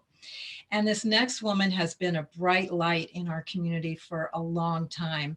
She gives her gifts through theater. She's a shamanic cheerleader, through dance, closing art, and now a comedian. Her effervescent personality, as well as deep evolutionary and spiritual truth, comes through. And she is a rowdy bliss maker who brings spirit into spirituality. This is Raina Satori. Oh, thank you so much, Deborah. I really appreciate the opportunity. And wow, it's amazing to be on the docket with so many of you evolutionary revolutionaries. And to be called forth to try to bring some comedy and levity when there seems like there's really not much. So here we go. Activism in 2020. What does that look like exactly? It's definitely the least physically active activism you could do. I mean, how actively can you pursue activism when you can't really activate? And what is the difference between activity, activism, and just acting? It seems that 2020 is really making us stay home and sort out our spiritual closets as well as our actual closets in search of dumb things like dumbbells. Did you know there's a national shortage of dumbbells? The gym equipment, not the people. There's lots of those.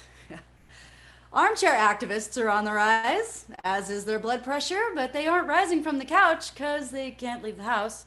So then what? How can I awaken the sleeping masses? How can I inspire? One could argue up till now my activist activity maybe has had some blind spots. Actively moving around the world in trains, planes, and automobiles with my gas-guzzling car and all my plastic stuff and my paper coffee cups and plastic water bottles, and yet no matter how good my intention, the consumption of resources still applies. Does the death of a tree matter less if I used it to make a bunch of Save the Forest flyers? I mean, kinda. Nature doesn't so much care about my carbon offset credits. I mean, carbon offset credits? Can I buy karma offset credits for my carbon offset credits? For the harm I had to do so that I could do the good things? Is there a karma credit card? Do I accrue interest? Boop, boop, boop. Hello, this is Samskara with Karma Credit Cards. How can I assist you today, madam? Yes, hello. What is the interest rate of my karma credit? Can I get my limit increased? I need to drive around a lot so I can make the world a better place. I mean, if Earth's resources are a zero-sum game, what if sacred Earth activism actually looks like doing nothing? The great Do Nothing campaign! Save the Earth! Do nothing. I mean, not actually nothing, but like stay at home and don't buy anything new. Consume only the food and toilet paper I need and spend time being with myself and my family. All this scurrying around to try and save the Earth, and it turns out the very best thing I could have done is nothing? Wait, do you hear that? It's the sound of a million couch potatoes cheering. They're like, turns out I'm a damn hero. God. The planet is right now, repairing itself at an astonishing rate. Global pollutions actually have been plummeting like never before, and animal activity is bustling because everyone is at home. So sit on the deck outside, check out the bird scene and the perfectly blue sky with nice fluffy white clouds. It used to be save the earth, and now I'm thinking maybe it's more like let the earth save you. It seems like this is the very best time to be an earth activist, because it turns out the greatest good I could do for the planet is just to go outside and let it in. To just go for a walk, puff some cannabis, and revel in the glorious creation I get to live in. What was I activating towards again? Wasn't it global peace, sustainability, a healthier planet? Well, ironically, collectively, we seem to have accidentally done it. Passive activism? I mean, they say God's best work is done when you don't see her doing it, but this one, I mean, what even is activism when it's only expressed externally through action? It might just be activity. Perhaps sacred activism is the deep internal facing of my most treasured dark corners, the places where the fiery godmother hangs out and grants all my worst fears. Maybe sacred activism requires a looser grip on what I think and I know, and a full spread eagle head-first surrender over the perception waterfall into the warm liquid of unconditional love. Is that irresponsible? Irreparably stupid and inconsiderate? Or the single wisest thing I've ever done? Perhaps sacred activism looks like inspiring everyone to take the positive side effects of the awful situation we find ourselves in and learn to use less, do less, consume less, and earth more. I can cheer for that. In fact, I will cheer for that. Activation! Okay!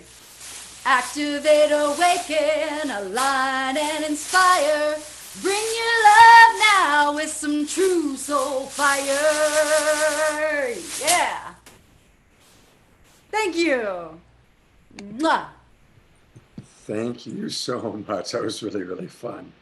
Boy, we need cheerleaders. It's kind of perfect, actually. You know, you take the messages of Andrew and Marianne, and then get the energy of someone like Raina cheering, and the political action taken by Mayor Catherine. You know, it does all come together. It really does. We really are all the little butterfly cells coming together. Yeah. And you know, Scott, I'm actually doing shamanic cheerleading camp, virtual online camp. You can find out more about that. You can come and learn the cheers, do them with other people, and you can find out about that on theshamaniccheerleaders.com. And give it, you'll put the, put it into the chat box, the website, okay? Fantastic. Thank you, Raina. Thank you. Namaste! So this is the part of the show where we are going to share a few different things. And I want to thank everybody who's been donating to our GoFundMe campaign. You've heard from some of the people that have benefited from it. And you're going to hear in a moment from one of the people that we donated to last week. But a reminder, you can donate at this website, and we'll put it in again. And one of the people who has been such an incredibly important sponsor for our show, for Saturday Night Live, and he's a sponsor today and next week, and he's donated very, very generously to our GoFundMe campaign. And we're going to be hearing from him speaking a little bit later. His name is Jay Mayer. And I'm going to start by introducing Jay to you and his light touch work through a video that we just got. So this is a chance for you to get to know a little bit about Jay Mayer, Light Touch, who's now going to be collaborating with Love Coach Academy. This pandemic is a crisis unlike any of us have faced before. The loss of work and economic uncertainty, along with social distancing, ongoing health concerns. This is all putting too much pressure on couples and families. Fortunately, there are people like Jay Mayer who is making a difference.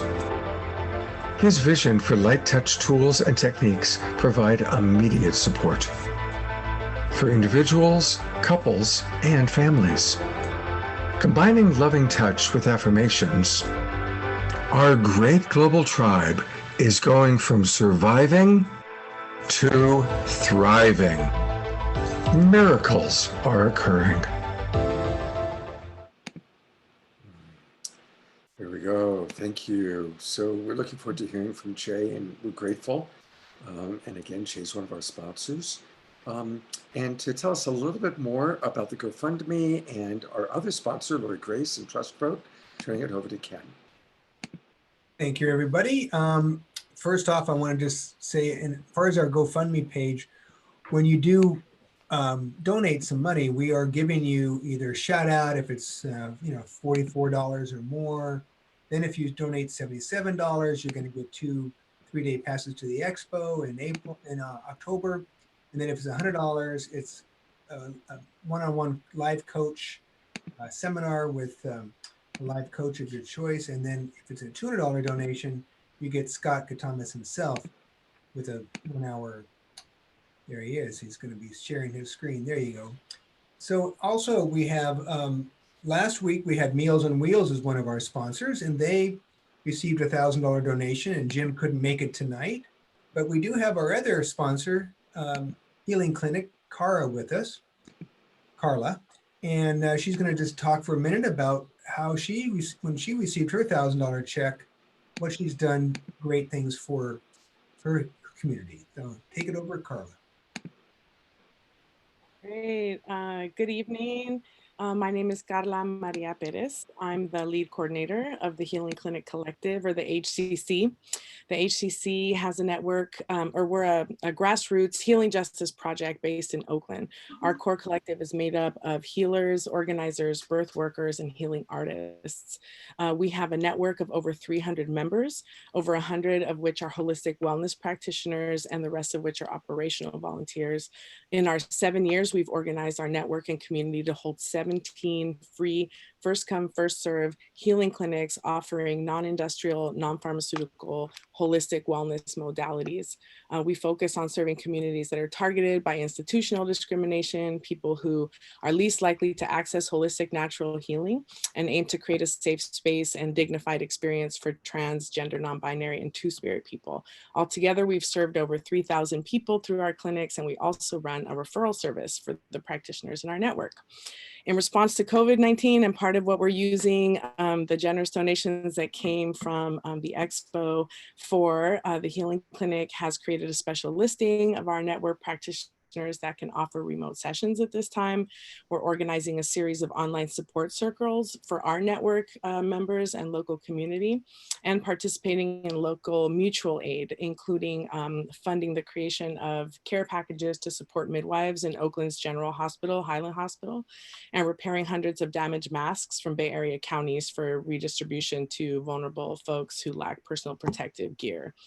This work is really about reconnecting people with wellness philosophies, healing modalities, and spiritual practices that reflect their ancestral lineages in a way that allow people of color in particular to heal from the forced disconnection from ancestral understandings and wisdom. That is a critical part of any meaningful and successful healing process. And so it's the focus of our work. And you can find out more about us at our, somebody's asking for the URL, healingcliniccollective.net. And we're really so grateful for your donation. Our work is both a form of social justice organizing and sacred activism. Thank you so much. Thank you, Carla. Next we have Sharina, who was our donor 2 weeks ago, and she's going to come on and tell us a little bit about what she's done in the last couple of weeks with her money, over $1,000. So come on, Sharina.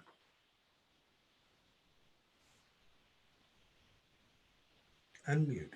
Oh my goodness, I just saw Carla on there from the Healing Clinic Collective, brought tears to my eyes. I've been working and doing community work with Carla for the last, since 2013.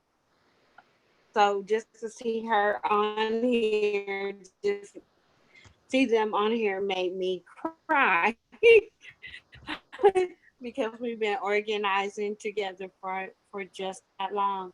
Um, yeah, my name is Sharina from People's Community Medics, and I am so appreciative of the donation that was given to People's Community Medics. Currently, like donating and helping out elders with. Every now and then, I pop up and give donations of food, supplies, medical supplies to anybody that needs them at their door.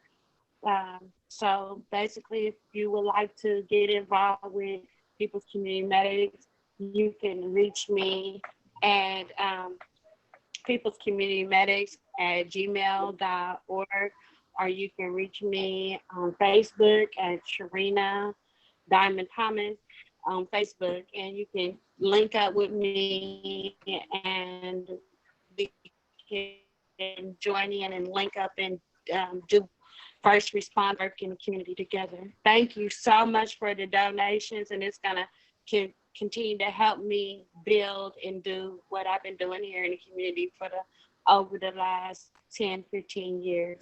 Thank you.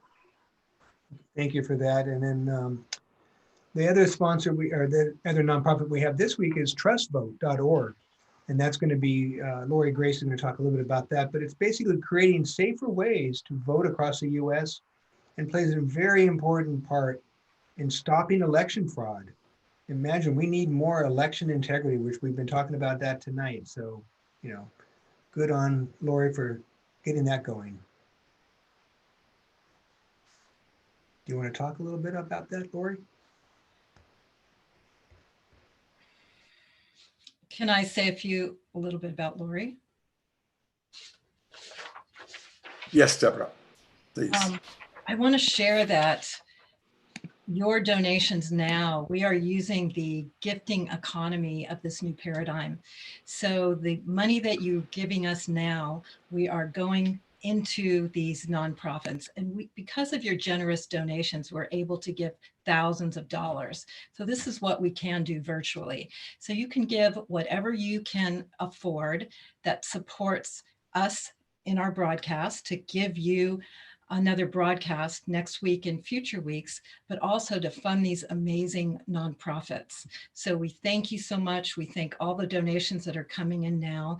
And we really, this is the gifting economy where we gift you this program, and then the money comes to us and we send it back out into the community to support these organizations. And then we train some of it so that we can put on a broadcast to you again. So we thank you so much. We have the link in the chat room, but you can also go to GoFundMe and just type in Global Peace Tribe, and that will get you into our GoFundMe account, and you just can ping whatever your heart calls to share. And I would like to announce Lori now. Lori is a really important friend in the community, and she is a true sacred activist. A lot of these activists, a lot of us don't get recognized for what we do, and we just do it from our heart. And Lori is someone where she has a lot of resources, and she really doesn't have to do anything, except for she does put all her resources in what she believes in, including election reform, including assisting community, including assisting a lot of people in community that have had healing challenges. Lori is there, and we wanted to honor her and love her and give her some juju because she does stand up and does put her money, her resources, and her time in what she believes in. So she's a true sister, and I love her, and we want to give her some juju now and really honor her. And Ken, would you like to say more, or Scott, about Lori? I've known Lori for 35 years. And I've watched her do so many extraordinary things. And this community that we're all a part of, and that's kind of now coming together online, we've been around for a while. And I thought it might be kind of fun. I came across a photo, and this is Lori on stage at the Harmony Festival. And so, you know, what we used to be able to do through Deborah's incredible work of creating the Harmony Festival for 30 years, Lori's been around for a very long time, and she has done so much for so many people. Lori's one of those people that, because I've actually lived in her home for a couple of years, I've watched her in action, I've watched her life. She is constantly doing something to make the world a better place. She's was an environmentalist way, way back. She's always had a love of Mother Earth. And we're going to hear a little bit more over the next few minutes about Lori's accomplishments. But I'm going to, put the spotlight on Lori. And Ken, is there anything you'd like to add? No, you're good. Hi, Lori. Hi. So why don't we start by, if you want to just tell us a little bit about kind of your background and what being a sacred, because you clearly are a sacred activist. What does that mean to you, and how has that showed up in your life?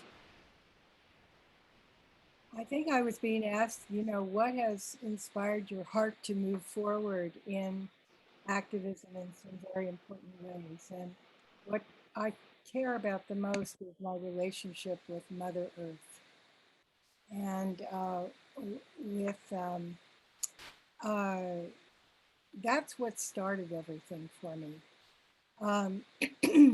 In 2003, I learned that actually our election in 2000 had been stolen, and our presidential election. And that was very unsettling for me.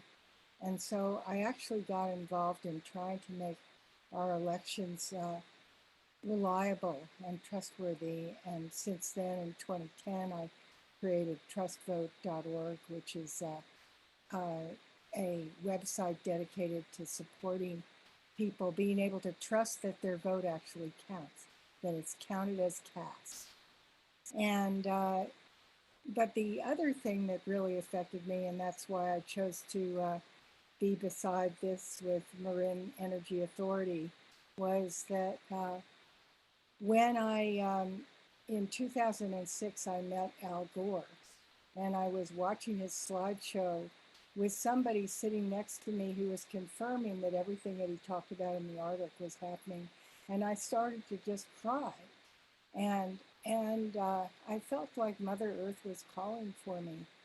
And then later I participated in Al Gore's climate project, became a climate project presenter. And then after that, about 3 years later, I ran across a group that was trying to start a green utility here in the Bay Area where energy would be made through solar, wind, micro hydro, and biofuels, and where the cost would be paid for by the taxpayers who signed up for it. And this sounded really wonderful, and I took a very leading role then to try to make this happen, and my energy and passion attracted 2 other people of means to join. I was also the most active, but I helped create something which is now called MCE, which I look out over the bay, and every place that I can see is using green electricity. And Marin Clean Energy, or Marin Energy Authority, became MCE because so many places, Concord, Napa, Alameda, and Richmond, many places joined this, and all the townships in Marin. And I also helped stimulate Sonoma Clean Power, actually. And so I am so happy to have helped create this and to have inspired people. And the money that I invested, which was the most that I had ever invested in anything, all came back. That's beautiful. So grateful. But we also had to fight, and have had to fight for several years, PG&E, which has been determined to try to crush it. So we did that through reaching out to people on phone banks and things when different things would come up for votes. And speaking of that, I want to say, echoing what some other people have said here, your votes, your choosing to vote does make a difference. And I want to say, if you have any doubt that your vote will be counted as cast, go to trustvote.org and find exactly what you need to do to make sure that your mail-in ballot really works. And Trust Vote is who we're kind of supporting. We're making a donation to Trust Vote this year, with the GoFundMe money. And Lori, can you tell us a little bit more about Trust Vote? Yeah, I'd also like you to flip on to trustvote2020.org, because that's another version of the thing. And we did send it to you. Okay. I'll do my best to that. Trustvote2020.org. Okay. That actually has a donate button on it. And it's, anyway, it's another website dedicated to supporting us trusting our vote. 44% of people in the United States choose not to vote in a presidential election because they don't believe that their vote will count. And indeed, we've had issues about Russian hacking, and unbeknownst to some people, electronic voting machine vendors are also doing their part of possibly manipulating the vote. So what we want to do is really get a democracy we can trust again, a democracy that reflects the true will of the people. So I would certainly feel much happier living in a country.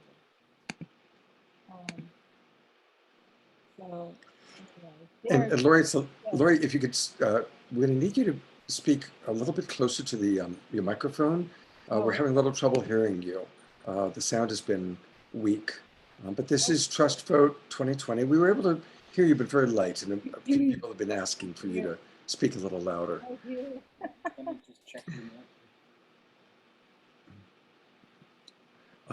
So trustvote2020.org, want to really encourage people to go there. And we want to just really acknowledge that Lori has been on the front lines for so long. And that's why we wanted to honor her today. And again, I'm going to pull up a little bit more, which tells you a little bit about Trust Vote. So again, there's trustvote.org and trustvote2020.org. And there's a big push towards voting by mail this time, but I want to let you know that we are kind of at a war between, unfortunately, Republicans and Democrats. There's a lot of hostility in both places, but also people who unfortunately don't really want to empower low-income people and people of color to fully vote, also known as voter suppression, have created ways to create roadblocks in their being able to vote, both through purging and also hidden traps in the mail-in votes. So wherever you are in the country, go to, preferably trustvote.org, trustvote2020.org at the donate button. But anyway, just go to this and you will see exact information that you need to protect your mail-in ballot. And remember, you can make a big difference. Thank you so much, Lori. And just so people know, I'm going to have an entire hour interview with Lori this Tuesday night at 6 p.m. And we'll make sure that her sound is much better so that you can hear her properly. That's 6 p.m. Pacific time, Tuesday night. And we're going to have Lori, and she's going to really be able to go into detail. Lori knows so much about election integrity and our need for election reform. And she also, we're going to also talk about her farm in Hawaii, where she has an organic, sustainable farm. We're going to learn more about that also on Tuesday. So please do join us Tuesday night, this Tuesday night at 6 p.m. Pacific time. Thank you. Yeah, thank you, Lori. We're looking forward to that quality time with you. And then after Lori on Tuesday night, we've got the great Fantuzzi, who's going to play music. And that's all on the Love Coach Academy videos. You can find it at lovecoachacademy.com. Those of you watching on Facebook right now. All right, it's time for some more music and to rock it and I want to share one more thing, Scott. Sure. I just want to emphasize that your donations, thank you. They're all coming in. Thank you so much. Thank you, Jay, for all your generous donations. And your donations are helping us to produce the show next week, which is going to be amazing. The show next week, our theme, this is going to be our last show of the season, but we hope to come back and produce for you again. So all your donations are going to help. But what we have for next week, our theme is co-creating our vision as the new normal.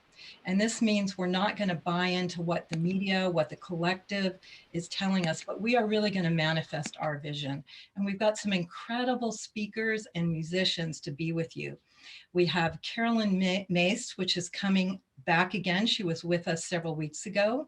We also have Marcy Schmeinoff, who you know from the bestseller Happy for No Reason. We also have JJ and Desiree Hertak, incredible speakers and visionaries. We're going to have Mirabai Devi come and lead us in meditation. And we have the amazing Kirtan band that you see at a lot of the festivals, WA, as well as we're bringing back Elijah Ray and other great musicians and other great wisdom jewels. And we have a very, very special guest that we can announce now. Deepak Chopra will be with us next week. So that's going to be truly amazing for our last show. And with all your donations, we hope to continue and come back again and do this again and really represent what we want to communicate and experience together with whatever's going on. And so, and now we're going to have Larissa Stowe, who is amazing because she not only is high level music, high level heart, but she really channels spirit in her music. So I'm so happy to present again, Larissa Stowe. Thank you so much, Deborah. Thank you for having us. I invite everyone just to open up your body right now. We're going to be singing Aham Brahma. It means I am divine love. Marianne and Andrew were both talking about the importance of sacred practice, doing our spiritual practice. When we sing Aham Brahma, we're vibrating I am love. The universe is in my bones. Aham Brahma. The temple and the dark cacao. Aham Brahma. Aham Brahma. When the sun begins to fade. Aham Brahma.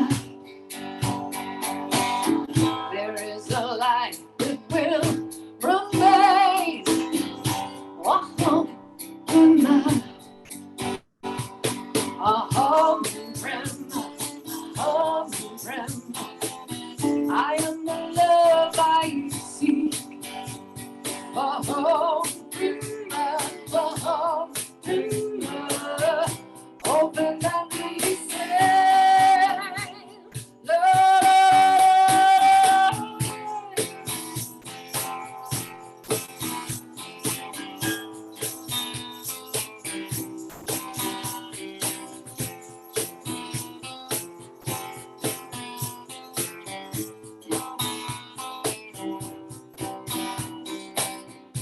Aham Brahma. Aham Brahma. Aham Brahma. Aham Brahma. Aham Brahma. Aham Brahma. Aham Brahma. Aham Brahma.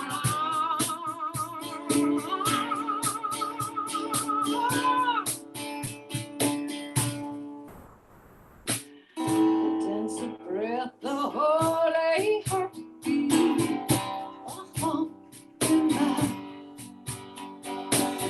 What gives you life will set you free.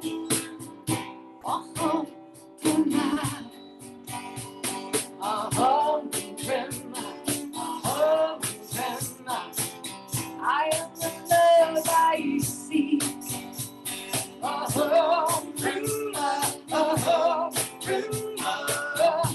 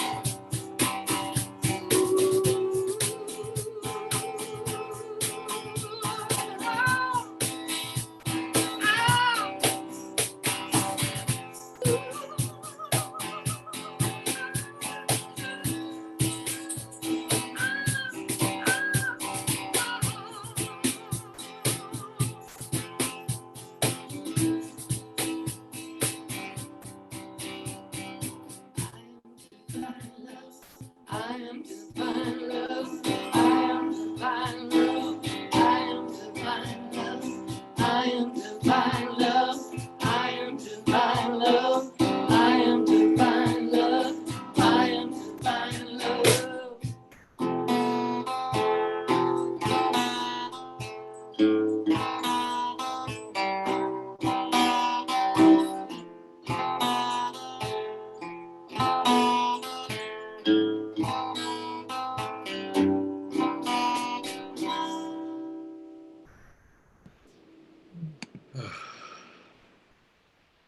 You are divine love. All of you, everybody watching, you are divine love. Thank you so much, Sasha, and you're beautiful. And you want to introduce your bandmates to us? Yes. This is Christo Polani back here, and Benj Clark. I'm Larissa Stowe. Let's all twinkle. We twinkle. We like to twinkle people. Thank you so much. That's beautiful. Absolutely beautiful. I want to thank you so much. Thank you everyone for being here and taking a stand for love. So much love. Taking a breath. We're going to hear from John Robbins next, but I want to just thank all the people that are donating. There are so many people that have donated, and I can't even name everybody, but I want to thank once again Jay Mayer, who's been incredibly generous for the last month, really. Every week he's been incredible. Thank you, Nancy, Yamini, Lauren, Sharon, Kathleen Gildred, who's donated several times, my dear soul sister in Topanga. This person, Anonymous, we get the most donations from this anonymous person. Karen, Carol, Jean, Leah, another Leah, Catherine, Laura, Rich Davidson. God bless you, Rich. Thank you, everybody. Celestine Starr, Soul Sister, Wendy Barnhart. Thank you, Wendy. Thank you so much. Susan, and a whole lot of anonymouses going on. Thank you, everybody, for your beautiful, beautiful donations. I'm really grateful that we're going to be able to have John Robbins speak next. John is somebody that I've had admiration for so long. He is the author of the best-selling Diet for a New America. He's actually written 10 different books that have sold over 2 million copies. He's now the president of the Food Revolution Network, and we're going to be hearing about that. John, thank you so much for being with us, and what would you like to share? Well, thank you, Scott. And thank you to Deborah and to Ken and to Lori for all the work that has been required to put this on and bring us all together tonight. And each evening that you've done this is a contribution to the work we're all doing in our hearts, in our lives, in our minds, with everything we have to try to bring about the healing that our earth and our spirits so deeply need. Somebody once said, a crisis is a terrible thing to waste. Well, we have a lot of crises today. And I don't know what you who are listening, which crisis is impinging on you the most right now. What is causing you the most distress or discomfort or motivation to change, to heal, to grow, to transcend, to transform, whatever it is that is eating at you, forcing you, evoking you, triggering you, calling you forward in these times, in these very difficult, very challenging times. But what I do know is that when we are faced with serious crises, personal death, bankruptcy, I mean, my heart is really going out right now as the economic dominoes are falling to all the people who are frightened financially, who are suffering financially, all the people whose health is at risk, who know people who have lost loved ones, who fear for their lives or their health. There is so many reasons right now that we could despair, that we could become hopeless, that we could resign ourselves. And yet there's something inside each of us that won't allow that. And Andrew spoke about it, and Marianne spoke about it, and Nina spoke about it, and Veronica spoke about it. And why we're here today is to feel it and know it and be blessed by it. because it gives our lives grace, it gives our lives meaning and commitment and purpose and passion when we open to it. And crises and difficulties and pain sometimes are what's needed to open that door to blessing. And I want to speak of one other thing that I think will enable you to find the meaning and the purpose in the crises, to find the power and the empowerment and the beauty in this world and in yourself, whatever comes. And that is, I want to ask you, have you ever known a non-human animal that has enriched your life, that has made you more human, that has given you something in your heart that you treasure and that you know is good and true and beautiful and worthy? Most of us have known an animal or more than one that have gifted us in that way.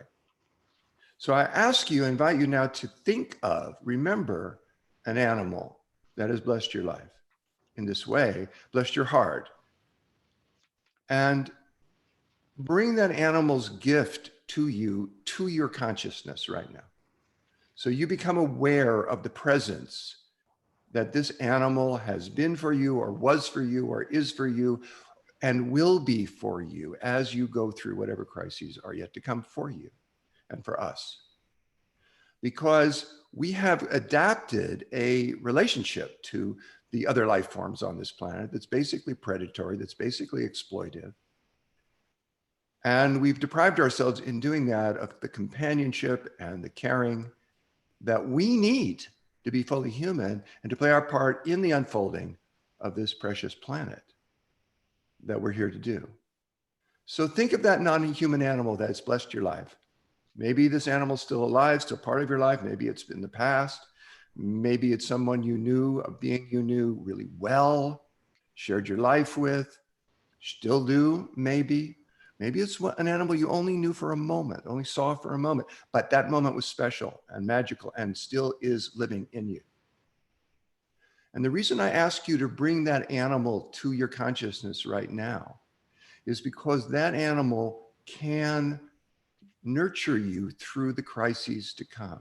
If you remember the gift, that non-human being, we're not alone as human beings. Thank God. Because we're part of creation. We forgot that sometimes. We act as if we're not. We think we're separate and we believe sometimes we're better than the rest of life. But we know better than that. That's a fallacy. That's just the myth, the illusion that we need to break free from so that we can live with reverence again. Reverence for ourselves and each other, reverence for all of life, all the web of life, in all of its manifestations, the challenging ones, the terrifying ones, the beautiful, life-affirming ones, and know that we're not alone. Know that you're not alone. We are in this with other creatures.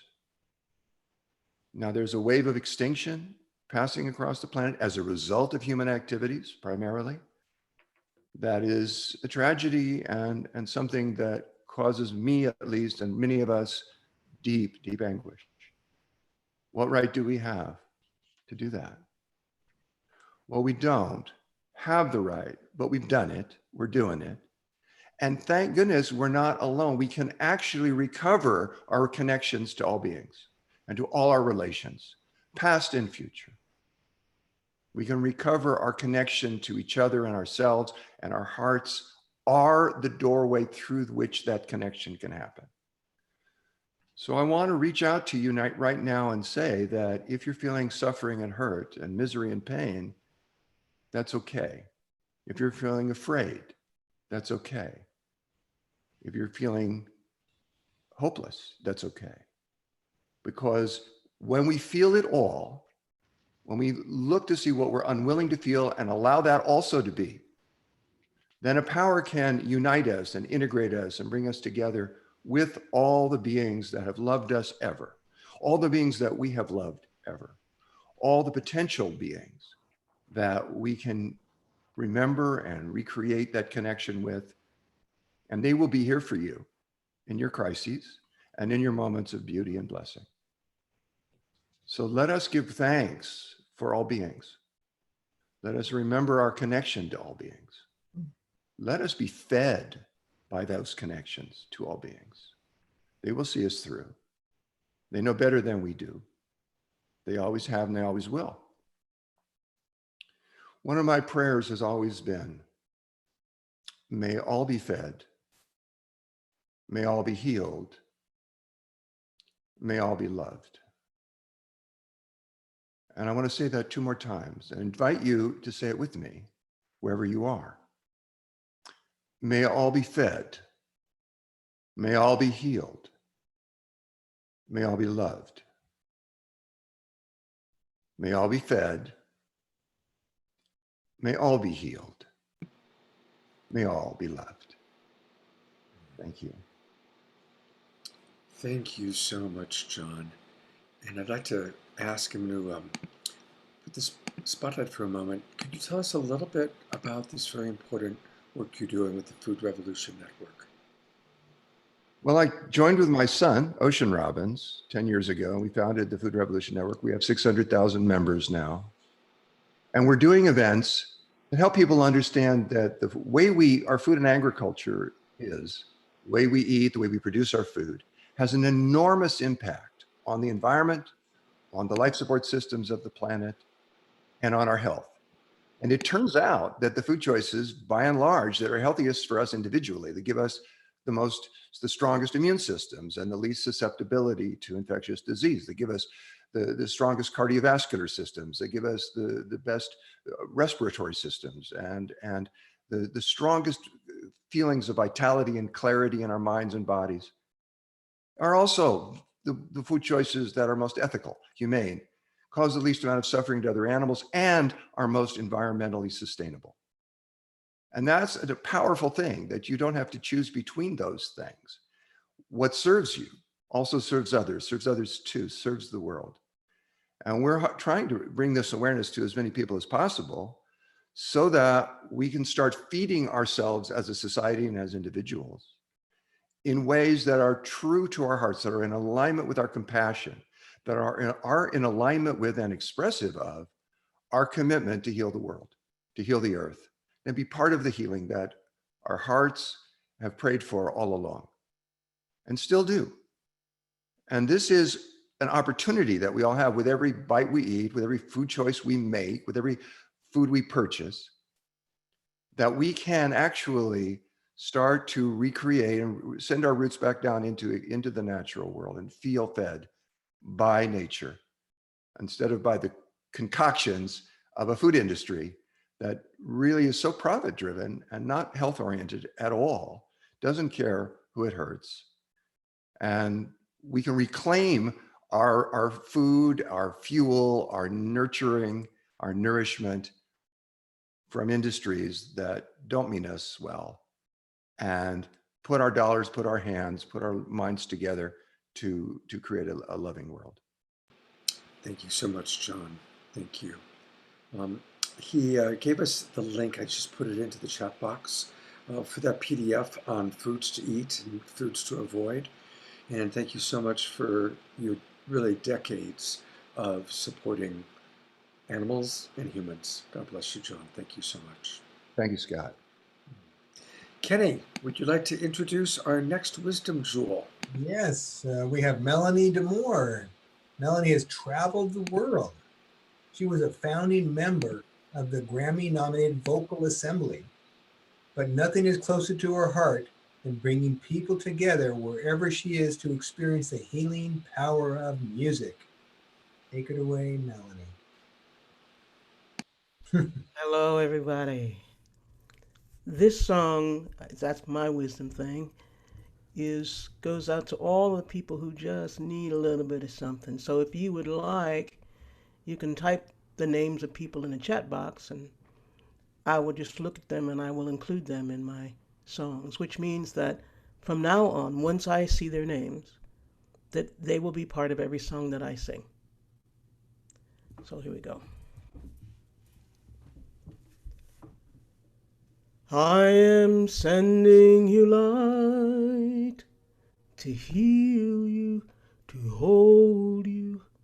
I am sending you light to hold you in love. I am sending you light to heal you, to hold you. I am sending you light to hold you in love. No matter where you go, no matter where you've been, you'll never walk alone. I feel you deep within. So I am sending you light to heal you, to hold you.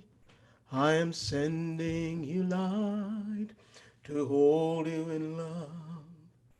No matter what you feel or what you choose to show, I'm always there for you. And so I want you to know that I am sending you light to heal you, to hold you. I am sending you light to hold you in love. I walk the path with you.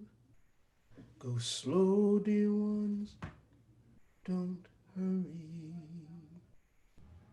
I'll go just like you need to go. There is no need to worry.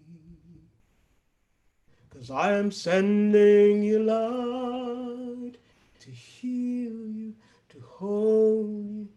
I am sending you light to hold you in love. I am sending you light to heal you, to hold you. I am sending you light to hold you in love.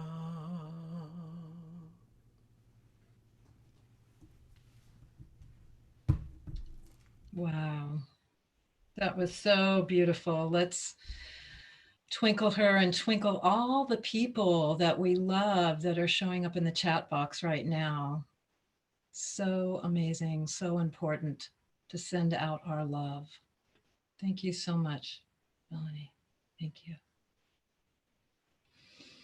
And now we get to lighten it up again, because that's what we do. We go deep and then we go light. And this is one of my favorite comics, and so favorite, I actually produced 4 shows with her last year that totally sold out in Sonoma County. What I love about her is she has a way of putting a mirror in my face and having me laugh at myself. She pokes fun at our holistic and progressive lifestyles that we think are so important. And you get that funny bone of just looking at it and seeing another way for it. And she's actually a diehard activist, because right now she is in Portugal. So she had to get up at around 4 a.m. to be with us tonight. But she wanted to be here and we wanted to have her. And this is Alicia Dotner. She has been voted the best comedy of the Bay Guardian, best storyteller, and I love her. So thank you for being with us, Alicia Dotner. Thanks, Deborah, and thanks, Melanie, and John Robbins, and oh my God, all of you guys. And Raina was on. Did you guys see her? God, I love her shamanic cheerleading, and I love the take on sacred activism of doing nothing. Like, Raina, I wish I wrote that. Seriously, I'm jealous.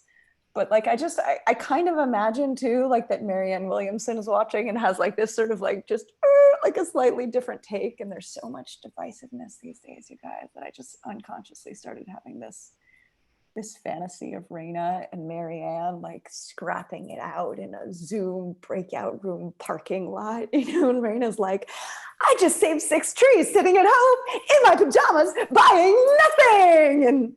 And Marianne's like, Raina, let's not confuse non-dualism with sacred activism. But I have a cheer for doing nothing. Ready? Stay om. And no, you know, it's not only about staying om. Once we awaken to the stillness, we must arise and take inspired action. Yeah, true dat, MW, true dat. You're right. You guys, it's an intense time on the planet. I have to say, it's intense, you know, I mean, not just with the pandemic, as we know, but like it used to be, you could make light of something unfortunate happening by saying, hey, oh, you know, it's not the end of the world, but now, well, I don't know, you guys. I read the oceans are gonna run out of fish by 2050. What if I have a child one day and they get dumped and all I can say is, oh, honey, don't worry. There are plenty of plastic bags in the sea. You know, and it's obvious by now, of course, there are really 4 likely responses we're having when we realize what kind of situation we're in with the planet. You know, there is, of course, the standard burnout style activism. There is the sacred activism. There is the spiritual bypass, and my favorite, sacred depression. You know, but like, I want to change. I want, you know, but if I lived in a truly sacred way, if I truly felt the impact of my impact, wouldn't I change everything about how I live? I mean, might I finally become like those wild, smelly seed bank people who live off the grid in yurts and make their own water? I mean, might everything change? I mean, it's like we don't want to take care of our home planet. We're like that kid in the giving tree. Yeah, thanks, Mom, for all the natural resources, but you're kind of running out. And honestly, you're smothering me. I need a little space. Outer space. I'll be on the dark side of the moon. Can you give me a ride? You know, we're starting to think about survival the way real estate agents think about flipping houses on HGTV, right? Welcome to Flipping Mars. Let's take a look at this hot new fixer-upper. Mars is less than 1 light year away in an up-and-coming neighborhood between Earth and Jupiter. Hot in the summer, also hot in the winter. Stunning views of smoky Earth. Uncrowded charter schools, 0 traffic. We'll be importing a water feature and an air feature. Right now, the atmosphere on Mars will take your breath away. I mean, up until now, like there's been this sort of unstoppable, inevitable technological march toward progress, you know, with an arc that I just feel like bends toward evil, you know, and who dreams up all these terrifying futures? I mean, science fiction writers, right? Come on, Black Mirror, you know, and then futurists read this crap and think, I mean, if we don't do it, someone else will. So we kind of have to, or it'll be in the wrong hands. Should we develop killer attack drones that can stalk you anywhere in the world using GPS and facial recognition? What could go wrong? Create a worldwide government interweb of wearable smart devices that compile your location, video, money, mood, politics, and viral status and rate your social credit for life. What could go wrong? Hey, yeah, is this 1984? No, it's COVID-19. Oh, okay, thanks. People, riddle me this. Why doesn't utopian sci-fi just come true suddenly and without warning, right? Why aren't the elusive tales of Elysium being eyed up for adoption? Oh, what could go wrong? Oh, shit.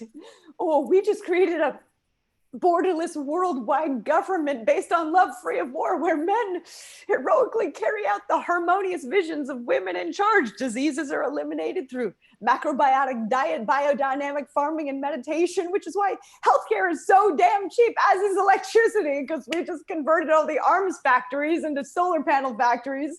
The oceans are clean because consumers buy experiences instead of objects made of single-use plastic. And whimsically, all the sex robots have been converted into eunuchs who recite roomy, platonic cuddle parties, replace meaningless sex, and we all have time to make performance art because we have a universal basic income and women get to choose whether they want to have kids or not, and childcare is free, and nobody's walking because we just call it walking barefoot now. And only cops are growing mustaches. And for some reason, only women are cops. Oh, and we reverse mass extinction because 7.5 billion people suddenly realized that if we stand together, we are frickin' powerful enough to harmonize the entire frickin' planet.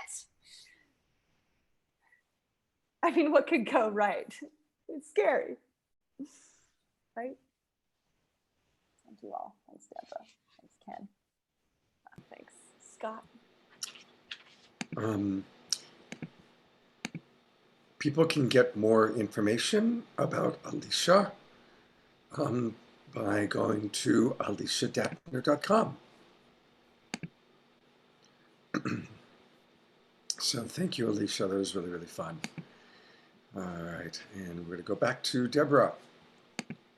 Yes, thank you, Alicia, for all that words of wisdom in that very colorful transmission. Thank you so much. And now we get to go back to another musician, to Matthew Human.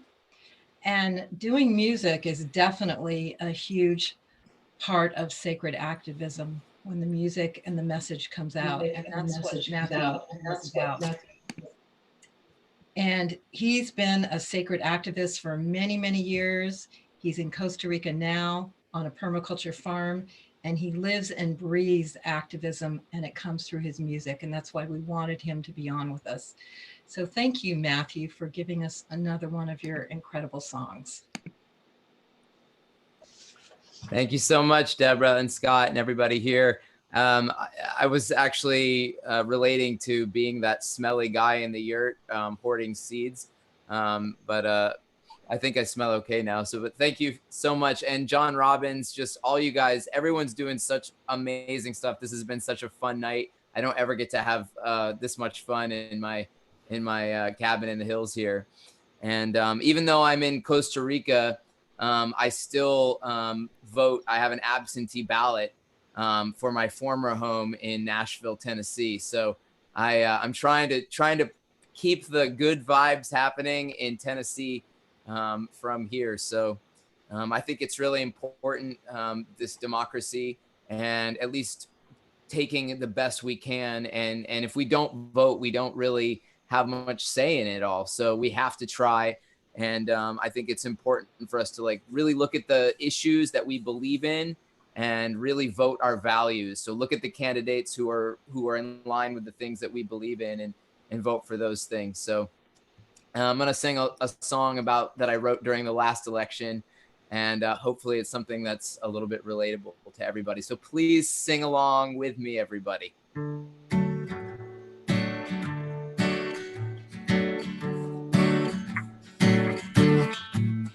I'm not a Democrat. I'm not a Republican. I'm not white. I'm not black. No, I'm not Indian. I'm not American. I'm not a terrorist. I'm a human. I'm not a city boy. I'm not a country man. Not suburban, working 3 jobs to pay the rent. I'm not a billionaire. I'm not a cyborg. I'm a human. I was born on the earth, third rock from the sun, a member of the Milky Way. I need water and food, shelter and love, though I wouldn't mind some chocolate in a hot tub today. I'm not a woman, I'm not a man, I'm not gay, I'm not straight, I'm not bi, I'm not trans. I like to snuggle, don't like trouble. I'm a human. Whistle with me, everybody. No one can hear you.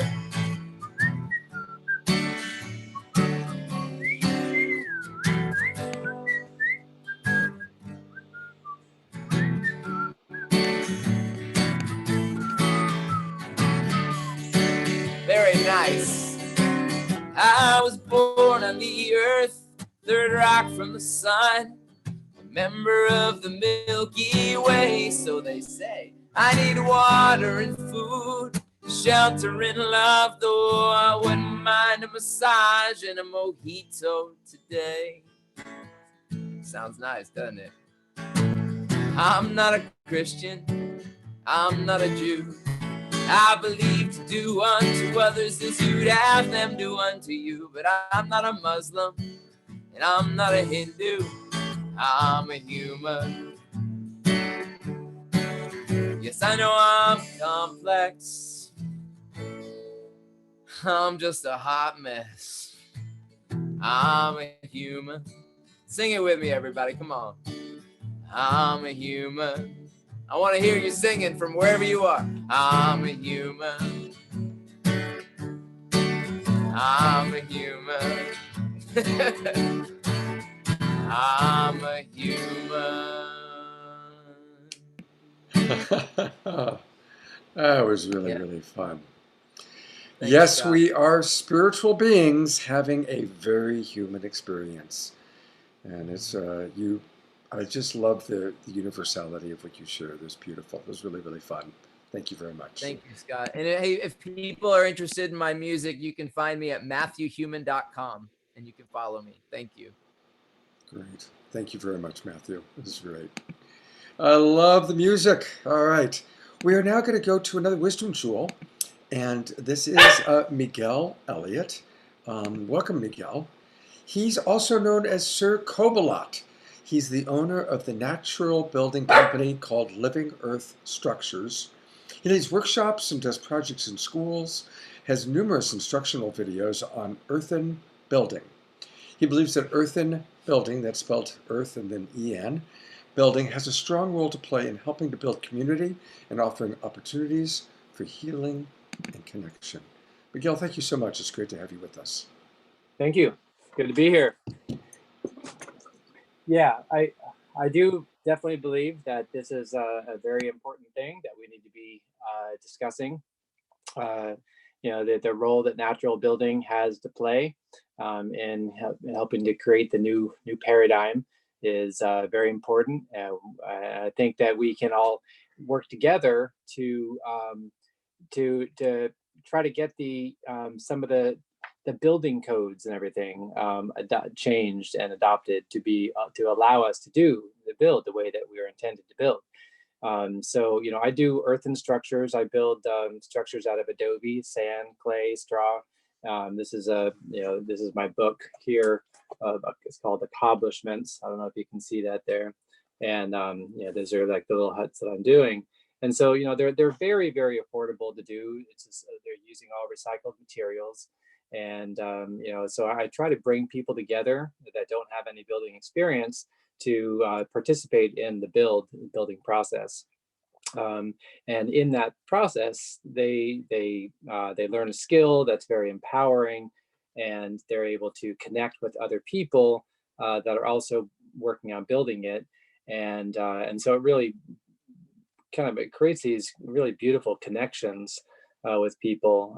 That's fantastic to see. And so, you know, I've done a lot of traveling, and I spent a lot of time down in South America. And there was a committee that down in Argentina that developed a kind of a coalition to submit information about natural building and listed all the benefits of natural building to the local municipality. And then they were able to then pass legislation to affect policy, you know, to encourage people to use earth and locally sourced materials to build their houses if they're able to.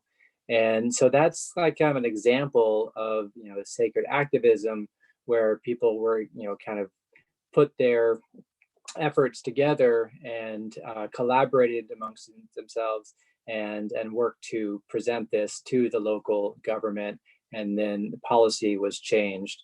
And so that's something that I think that there needs to be a movement created where people can come together and work on, you know, creating some alternative building solutions using materials that are non-toxic and good for the body, and they're very affordable and fire resilient, well insulated, and to build very gently and in harmony with the earth, and have a whole lot of fun in the process.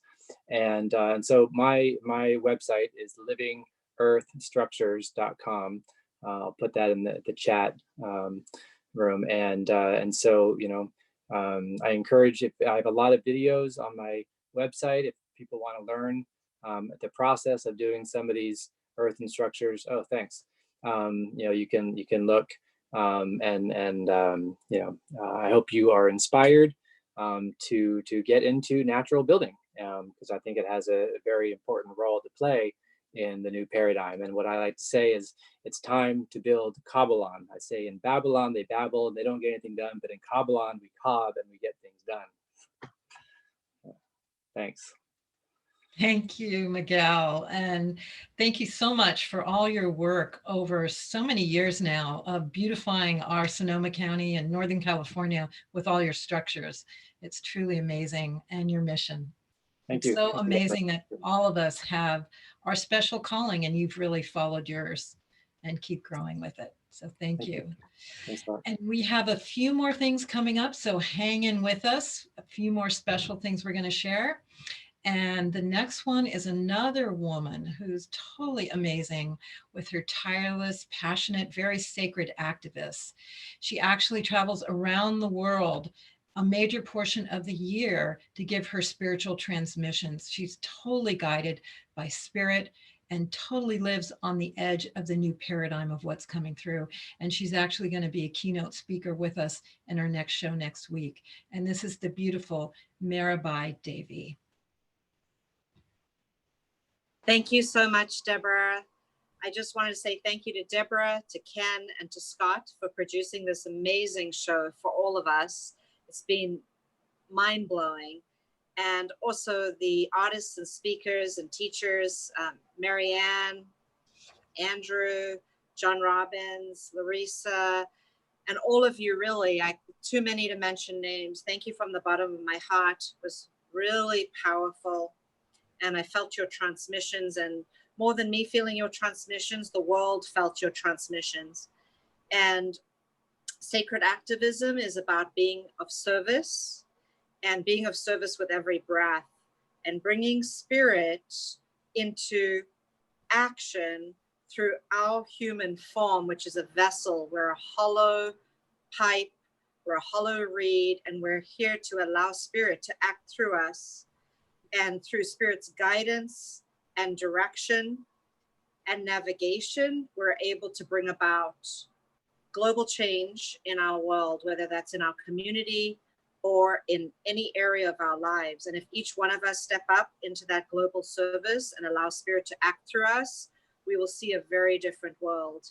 So what I'd love to do is I'd love to invite you all just to, with me, to close your eyes for just a moment and meditate on your third eye point, and visualize now a beautiful blue light in the center of your third eye, and radiate that light out now to the planet, to Mother Earth, and visualize Mother Earth being filled with our gratitude, our compassion, our love, our reverence, and our respect. Visualize now humanity in the future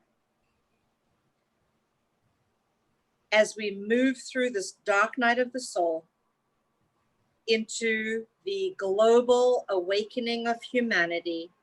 Let's visualize a new earth and a new humanity. And let this be the most positive, uplifting, blessed, holistic vision of oneness, of love, of stewardship for the earth, of loving kindness and compassion in action to one another and to the earth and to each other. And so it is, and so it will be. In service to the plan of love and light, love and light will always prevail on the earth in the end, as we stay in trust, as we stay in faith, as we stay in surrender to spirit on a moment by moment basis. Thank you. Blessings and namaste. Namaste. Thank you for that very, very beautiful prayer. Thank you to the hundreds, maybe even thousands of people who are watching. Thank you for your prayer. Thank you. So some of us have known each other a very long time. I've known Lori Grace for 35 years, Deborah for 30 years, Kenny for many years. We've all worked together. But there's still new, wonderful people coming into our world. And somebody that's fairly new that's come into my world, who's been very supportive of us, is Jay Mayer. And we're going to hear from Jay in a moment. But I want to show the second video that we've created. And for those of you who don't know, Love Coach Academy, my organization, provides 2 or 3 free online webinars every day, supporting people with better relationships, providing empathy, teaching relationship skills. And I've got about 25 love coaches that are trained by me, that are amazing coaches. Some of them have been therapists for many years. And we are very excited. We met Jay, and we are going to be collaborating more and more with him. And here's a short 1-minute video to tell you a little bit about this new birth of our form of sacred activism through Love Coach Academy, combining with Jay and his light touch. And then we'll hear from Jay. Love Coach Academy is a collective of heart-based individuals. We have helped thousands around the world to overcome challenges, have greater relationships through understanding each other. We combine the wisdom of Marshall Rosenberg, nonviolent communication, emotional intelligence skill building, tools to change our neural pathways from reptile brain reactivity into frontal lobe responsiveness. Under the leadership of Scott Katamas and his core group of coaches, we are excited to announce our new partnership with Jay Mayer and Light Touch. We are adding his techniques to our collective tool belts. Join our upcoming free online webinars, giving you the support to thrive.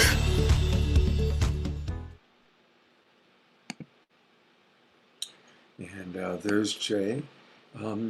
Jay has been a tremendous support system to really make this show happen. If it wasn't for Jay, we wouldn't have been able to support so many nonprofit organizations. He's really been very, very generous. And Jay, tell us in your wisdom jewel, what inspires you, maybe even anything you've seen tonight? What does sacred activism mean to you? Well, I developed this system called Light Touch. And first, I want to thank you for having me on the show. And I want to thank Deborah for putting it together and Scott for all your tireless work.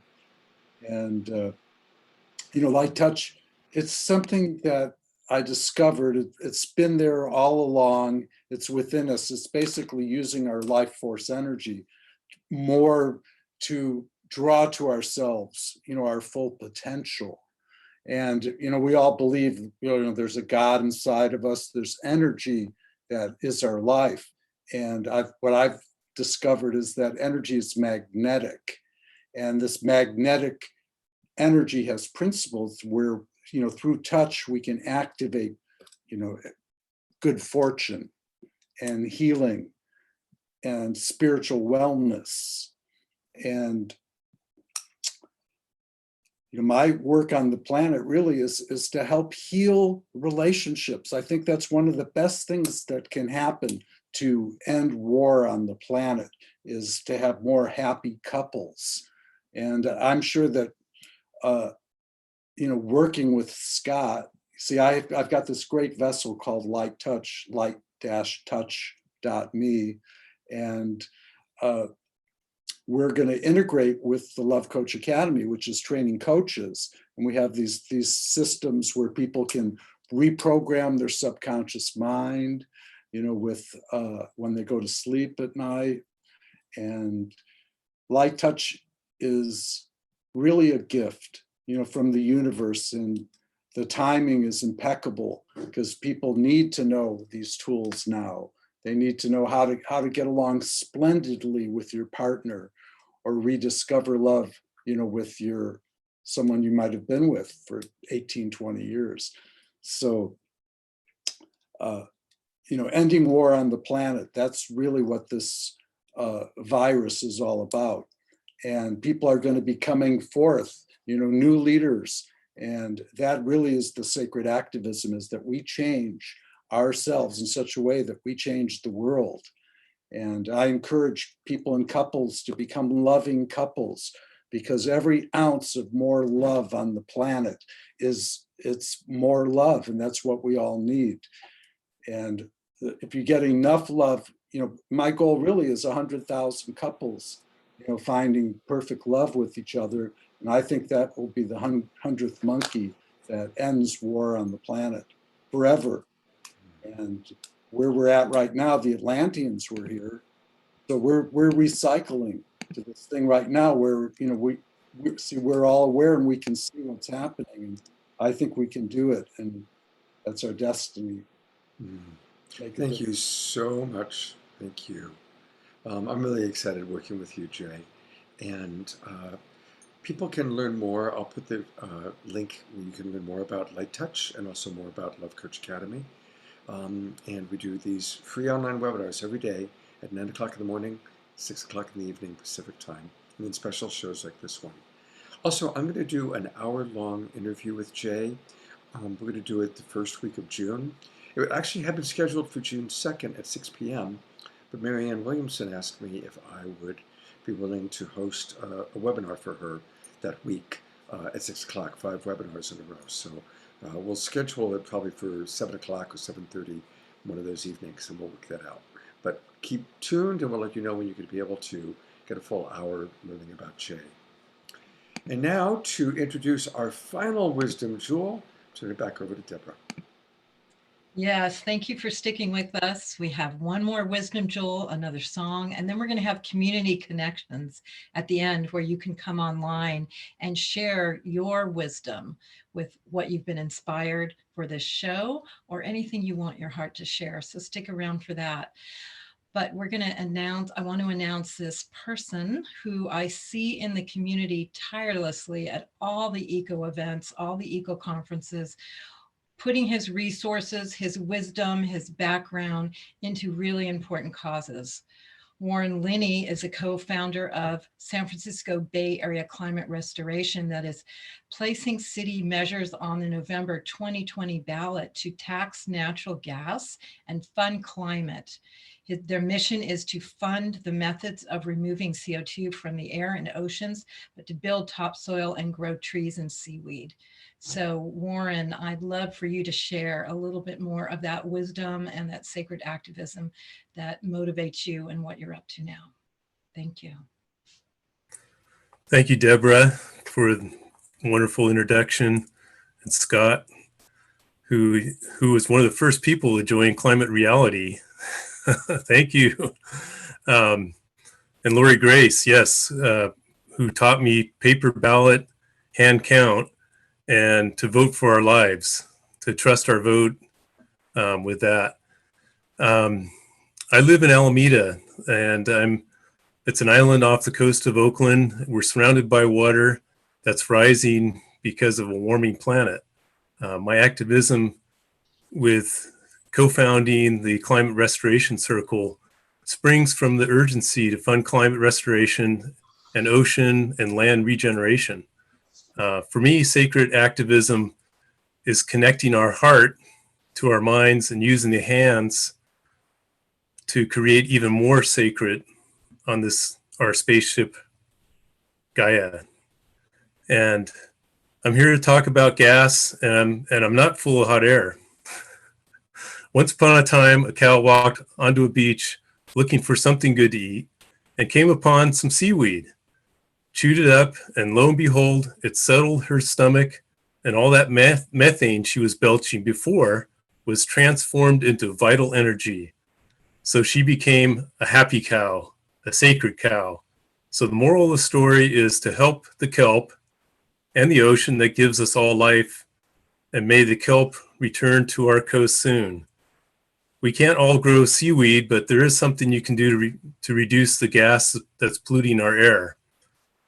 In almost every city on this call, we can increase the utility tax on natural gas from the big polluters by placing that tax on the November 2020 ballot. We invite you to inspire, as we do, the city councils all over California to tax CO2 and methane from natural gas and fund COVID-19 and climate emergencies. What I love about placing the natural gas tax on the ballot is that it reduces CO2 emissions, and it also funds health and climate work. So think protective gear for health workers, solar panels, fruit trees, and green jobs. So I want to thank you guys all for listening. And if you can join our campaign, I'm going to put that in the chat. And just Google Climate Restoration Circle, you'll see us. And love to have your help in getting this on the ballot, getting city councils to vote to put it on the ballot. And then we get to vote in November to have this funding for climate and health. Thank you. Thank you very, very much, Warren. Thank you for the good work that you're doing.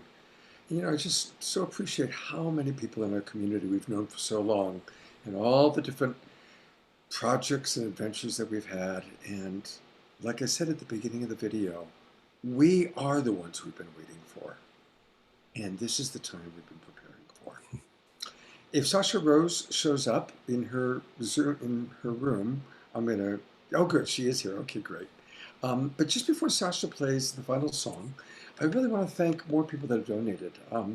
Thank you very much, Dane, Jan Ballard, old friend, Darlene Korb, Melissa McManus, Larry Weinberg, thank you, Larry, very generous donation. Steve Lillo, Renee, that guy anonymous, or gal, Nancy, thank you, everybody, for your generous donations. We sure appreciate it. And again, stick around. We're going to have community connections coming up shortly. But for now, it's time for our final song for the night, Sasha Rose.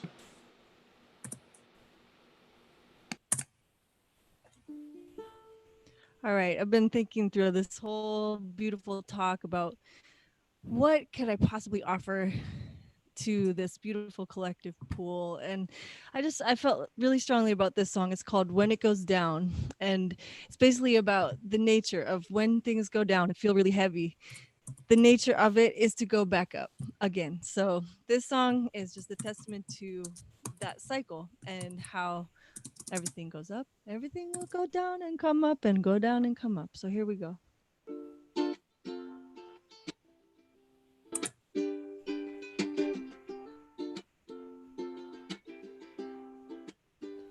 Cause when it goes down, it's gonna come up like the sunrise again, like the sunrise again. Cause when it goes down, it's gonna come up like the sunrise again, like the sunrise again. They say if it doesn't kill you, gonna be stronger through the pain. And when your faith is tested and all you see is rain, you gotta keep believing.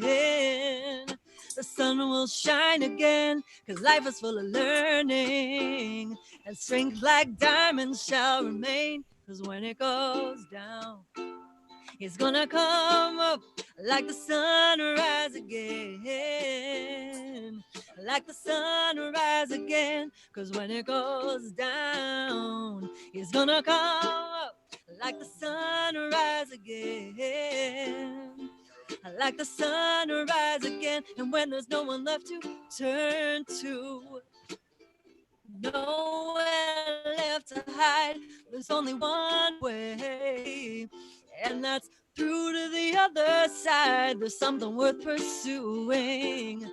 You keep your dreams within your sight. The promise of a new day resides within each night. Cause when it goes down, it's gonna come up like the sunrise again. I like the sun rise again, 'cause when it goes down, it's gonna come up.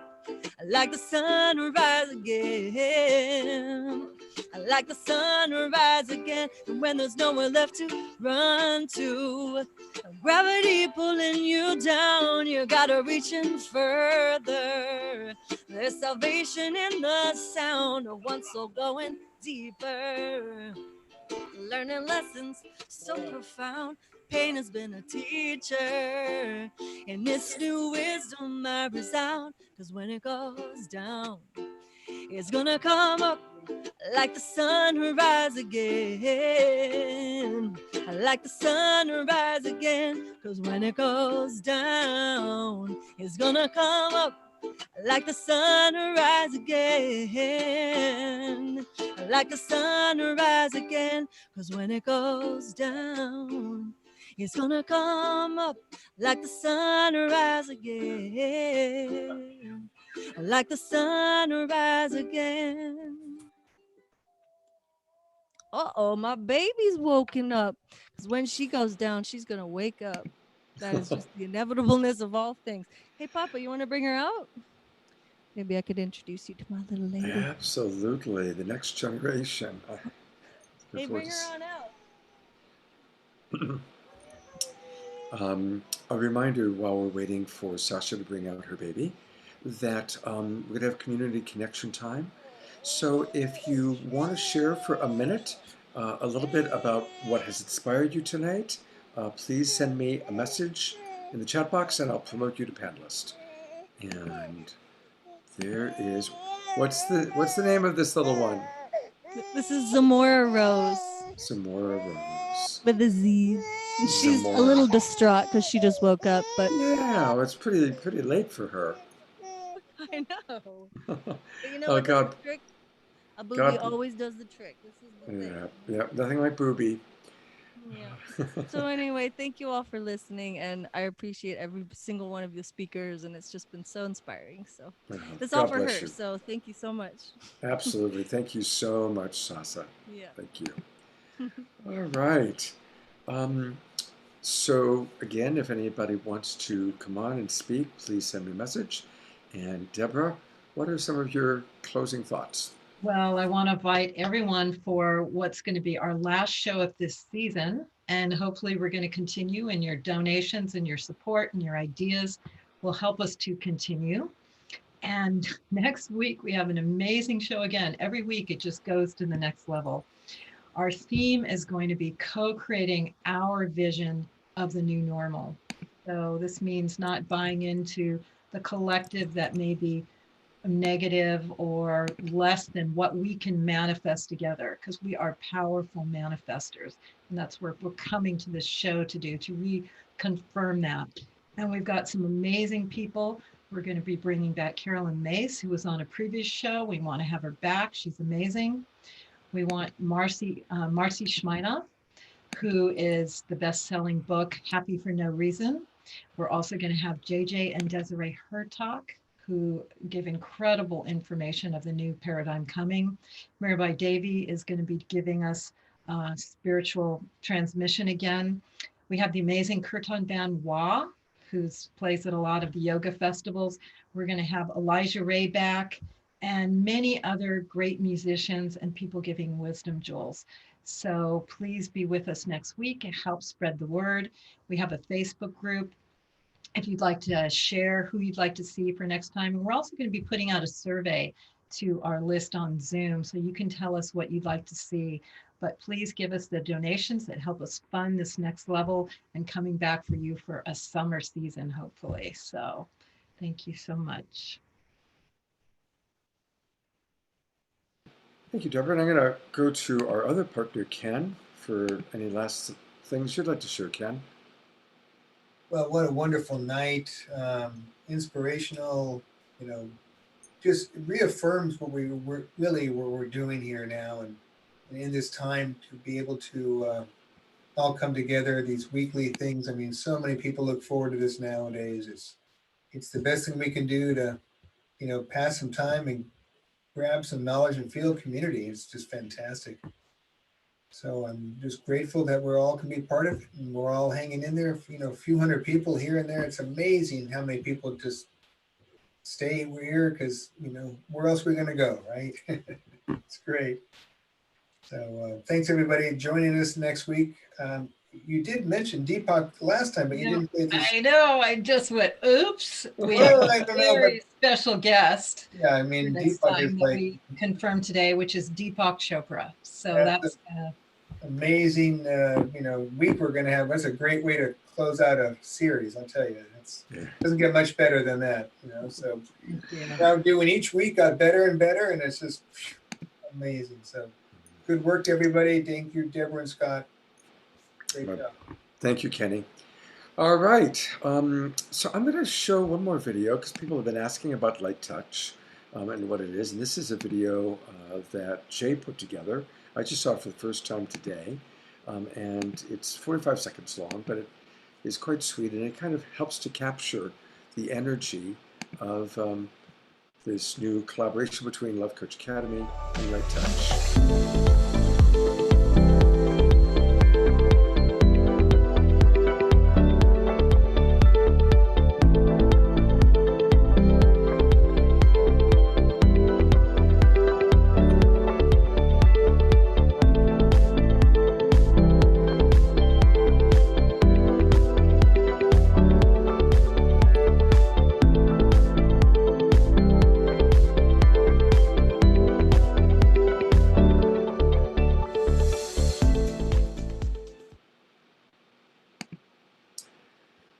You know, so much of what we do in Love Coach Academy is challenging because we're often working with people that are really struggling. So many relationships, the pressure of the pandemic, and relationships where people are cracked or trust has been hurt or damaged, it's really increasing. Whoa. Didn't mean to start that. I forgot that it was on next. Anyway, it's been wonderful adding Jay's light touch to what we're doing in Love Coach Academy. Our coaches are excited about it, and there's a sweetness and an innocence to the whole light touch experience that I'm really appreciating. So thank you, Jay. And I know that we've got a few people that wanted to share a little bit. But Jay, I'm going to just give you the first chance if there's anything else you'd like to add, and then we're going to hear from Peter and Shira. Well, because we're talking about sacred activism, I just wanted to mention that I did run for president of the United States in 1996 and for governor of California in 1994. And I'm active again with lie detector tests for Congress. And I think it's important because it is sacred activism. I'm not doing it for me. It's not that I do want notoriety so I can help others and help the world. But we deserve more choices, and it's a serious, serious issue that there's only one person, there's two people and 300 million people, you know, so I'm not saying I'm the best of all possible selections. I'm just saying I'm better than, you know, what we currently have going. And as a tribe, we have the power to elect our next president, whoever we want. You know, if we all put our hearts and our souls and our minds and our spirits together, we are powerful. Great. Thank you so much, Jay. Looking forward to learning more and collaborating. All right. A longtime friend, Shira, wanted to share. Oh. Yep, Shira. Hello, good evening. For those that are still here, thank you so much for a most incredible show on every level. And your hosting, Scott and Deborah, your container. The message is just resonates with my core, and I'm so proud to be part of this community with all of you making all your different contributions. And I think for me, that's what the message was, is go deep to your core, source it with your spiritual practice, create your action, find the people you're going to do that action with, and just no bars hold.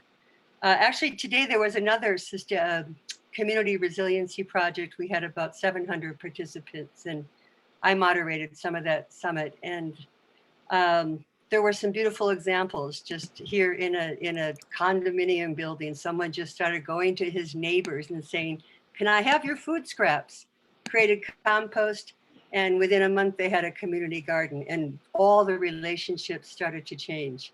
There's another urban renovation taking place again with this kind of community resiliency and sacred activism. And so let's pick our causes, use our deep spiritual practices and source that, and let's come together, because as Andrew said, now's the time.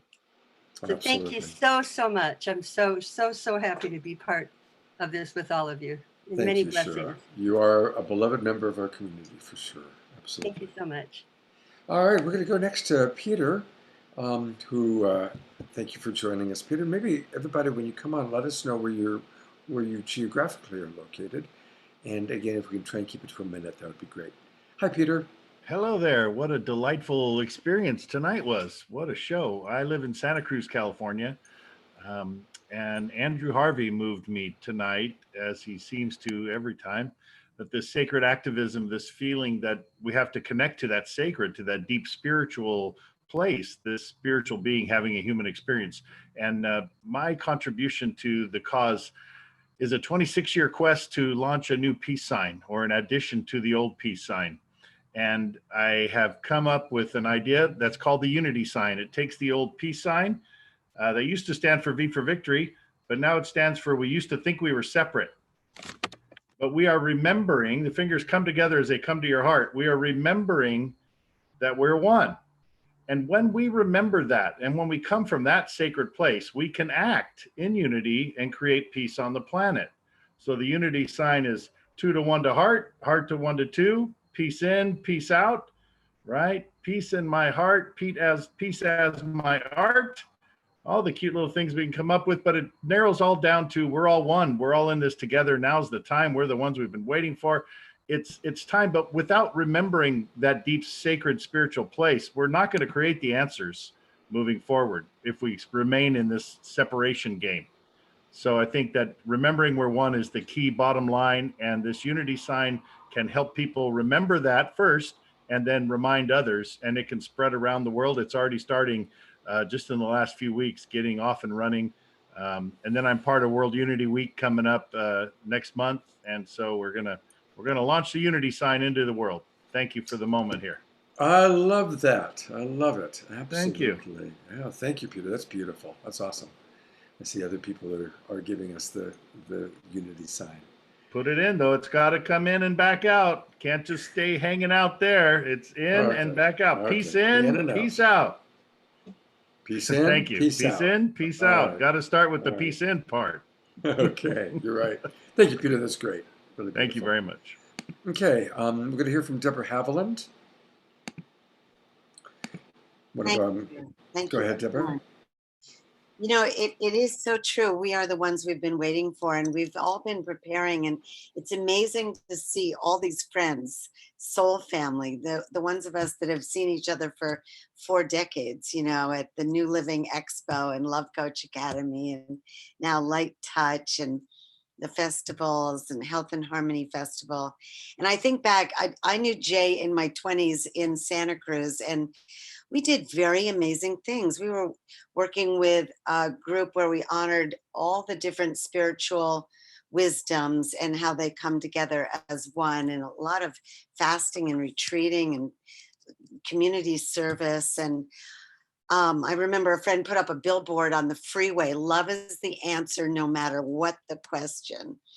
And so I'm so grateful that we're all working together, that greater things are about to happen. And sometimes we're called to just let it all go and go where God's telling us to go next. I mean, I'm doing a major move across the country. I came from the East Coast. I'm going back to it so I can serve in whole new ways, with a lot of collaboration with some great people doing great things. So I just want to bless us all and see what can we do next that will create.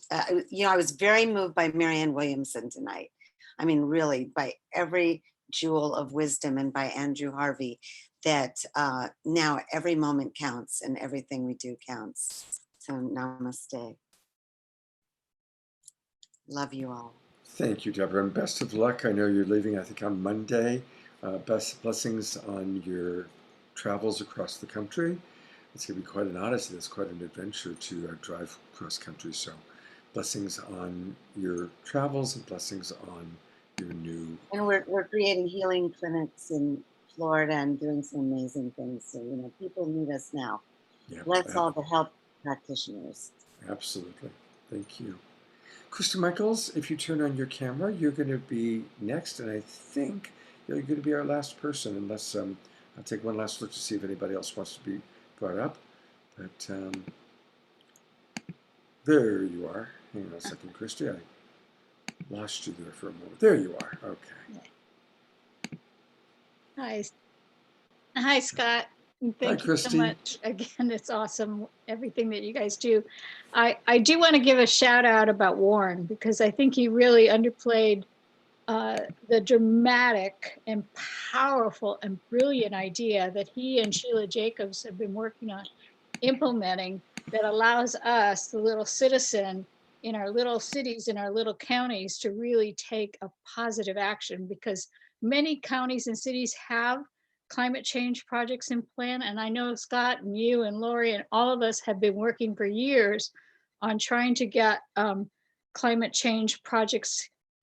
We want the government to start doing them, and they haven't been doing them.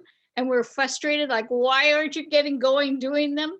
And so this is a ballot measure that we put on the ballot that says, tax the corporations, lower our tax 1% and tax their corporations, to give yourself the funding to implement the plans that are already on the books, that are already in place, ready to be activated by our little city or our little county that knows what to do, because we have only 8 years left before all hell breaks loose, right? So we can, as the people, go to our congressmen, our council door, and knock on the door and say, listen, they have all the scripts in place. They have everything all worked out. You can just get on the climate, his website, and you'll find out all the information about how to approach your council, how to approach your civic leaders, and say, please put this on the ballot. The council members vote starting June, July, and August for what goes on the ballot, so that we can say, fund this now. We don't have time to wait another 2 years for the next ballot. We need you to fund it. And here's how you can fund it.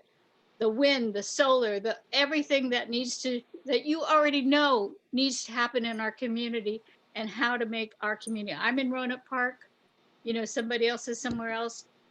Every person can go to their council and say, please fund it. And they have it all worked out for you. So I just wanted to underscore what a brilliant idea that Warren has come up with. He's working with the scientists. They know they have the solutions. They know how to make the change. And so let's support them. So thank you for showcasing their work. Thank you very much, Christy. That was very, very passionate. And thank you for your passion and all that you do to support our world. I'm really appreciating what I just saw Gigi write in the chat box. And yeah, we do intend to find ways to keep this going for sure. I'm not sure if the person named Denise wanted to talk or not. I have brought you into the chat box, or into the panelist, I should say. If you're wanting to say something, I need for you to turn your camera on, and then I'll put the spotlight on you. Hi. There you are. Not so used to be on camera, but here. Okay. Hi, everybody. Hi, Scott. This is amazing. What you're doing is so fantastic. I can't tell you how appreciative I am for this. It's just incredible. And I'm so moved and love everyone's contributions. Everyone's. If I would single out for tonight, it would be Marianne, who I relate to with her putting love at the center of politics and all that she stands for, putting values in everything that we do. And everyone and everything moves me. But I want to single out also Alicia, because I've been thinking of the absurdity of where we're going. Sorry, I'll speak closer, in so many directions. And that I agree with her that the feminine values, if you want to say, there's also the values of Lao Tzu, of Confucius, of Jesus, of, Buddhism, Buddha, of compassion, mutuality, cooperation, rather than competition and domination. Rather than solving our problems by, historically, we've always moved from one area to another. One group has gone and conquered and raped a woman of another group to spread the DNA and deal with resources. Well, now we need to transcend that and have a whole world that's based on, I don't know if circularity is the right word, but like recycling, the idea that we bring resources around from one to the other, that we have a UN that is truly representative, because it's not right now, that we have everything based on power sharing, so that the idea of climate change is a challenge, but let's deal with the countries that are oil dependent for their economies. Let's make the mutual good our good and work ways that internationally we can support one another. Let's support Brazil. Brazil can't carry the weight of the Amazon forest for the whole world, which it does. That's not right. We need to support Brazil because that Amazon forest is for all of us. Thank you. I'm thinking of universal profit sharing, universal fair trade, not voluntary. That would be law, that we have to have fair trade. We say in America, and I'm speaking as an American, we say we stand for the happiness of all, the well-being of all. Well, what does that mean? We can't have exploitive corporations exploiting other peoples and other territories and taking resources. We have to have laws that stop all of that.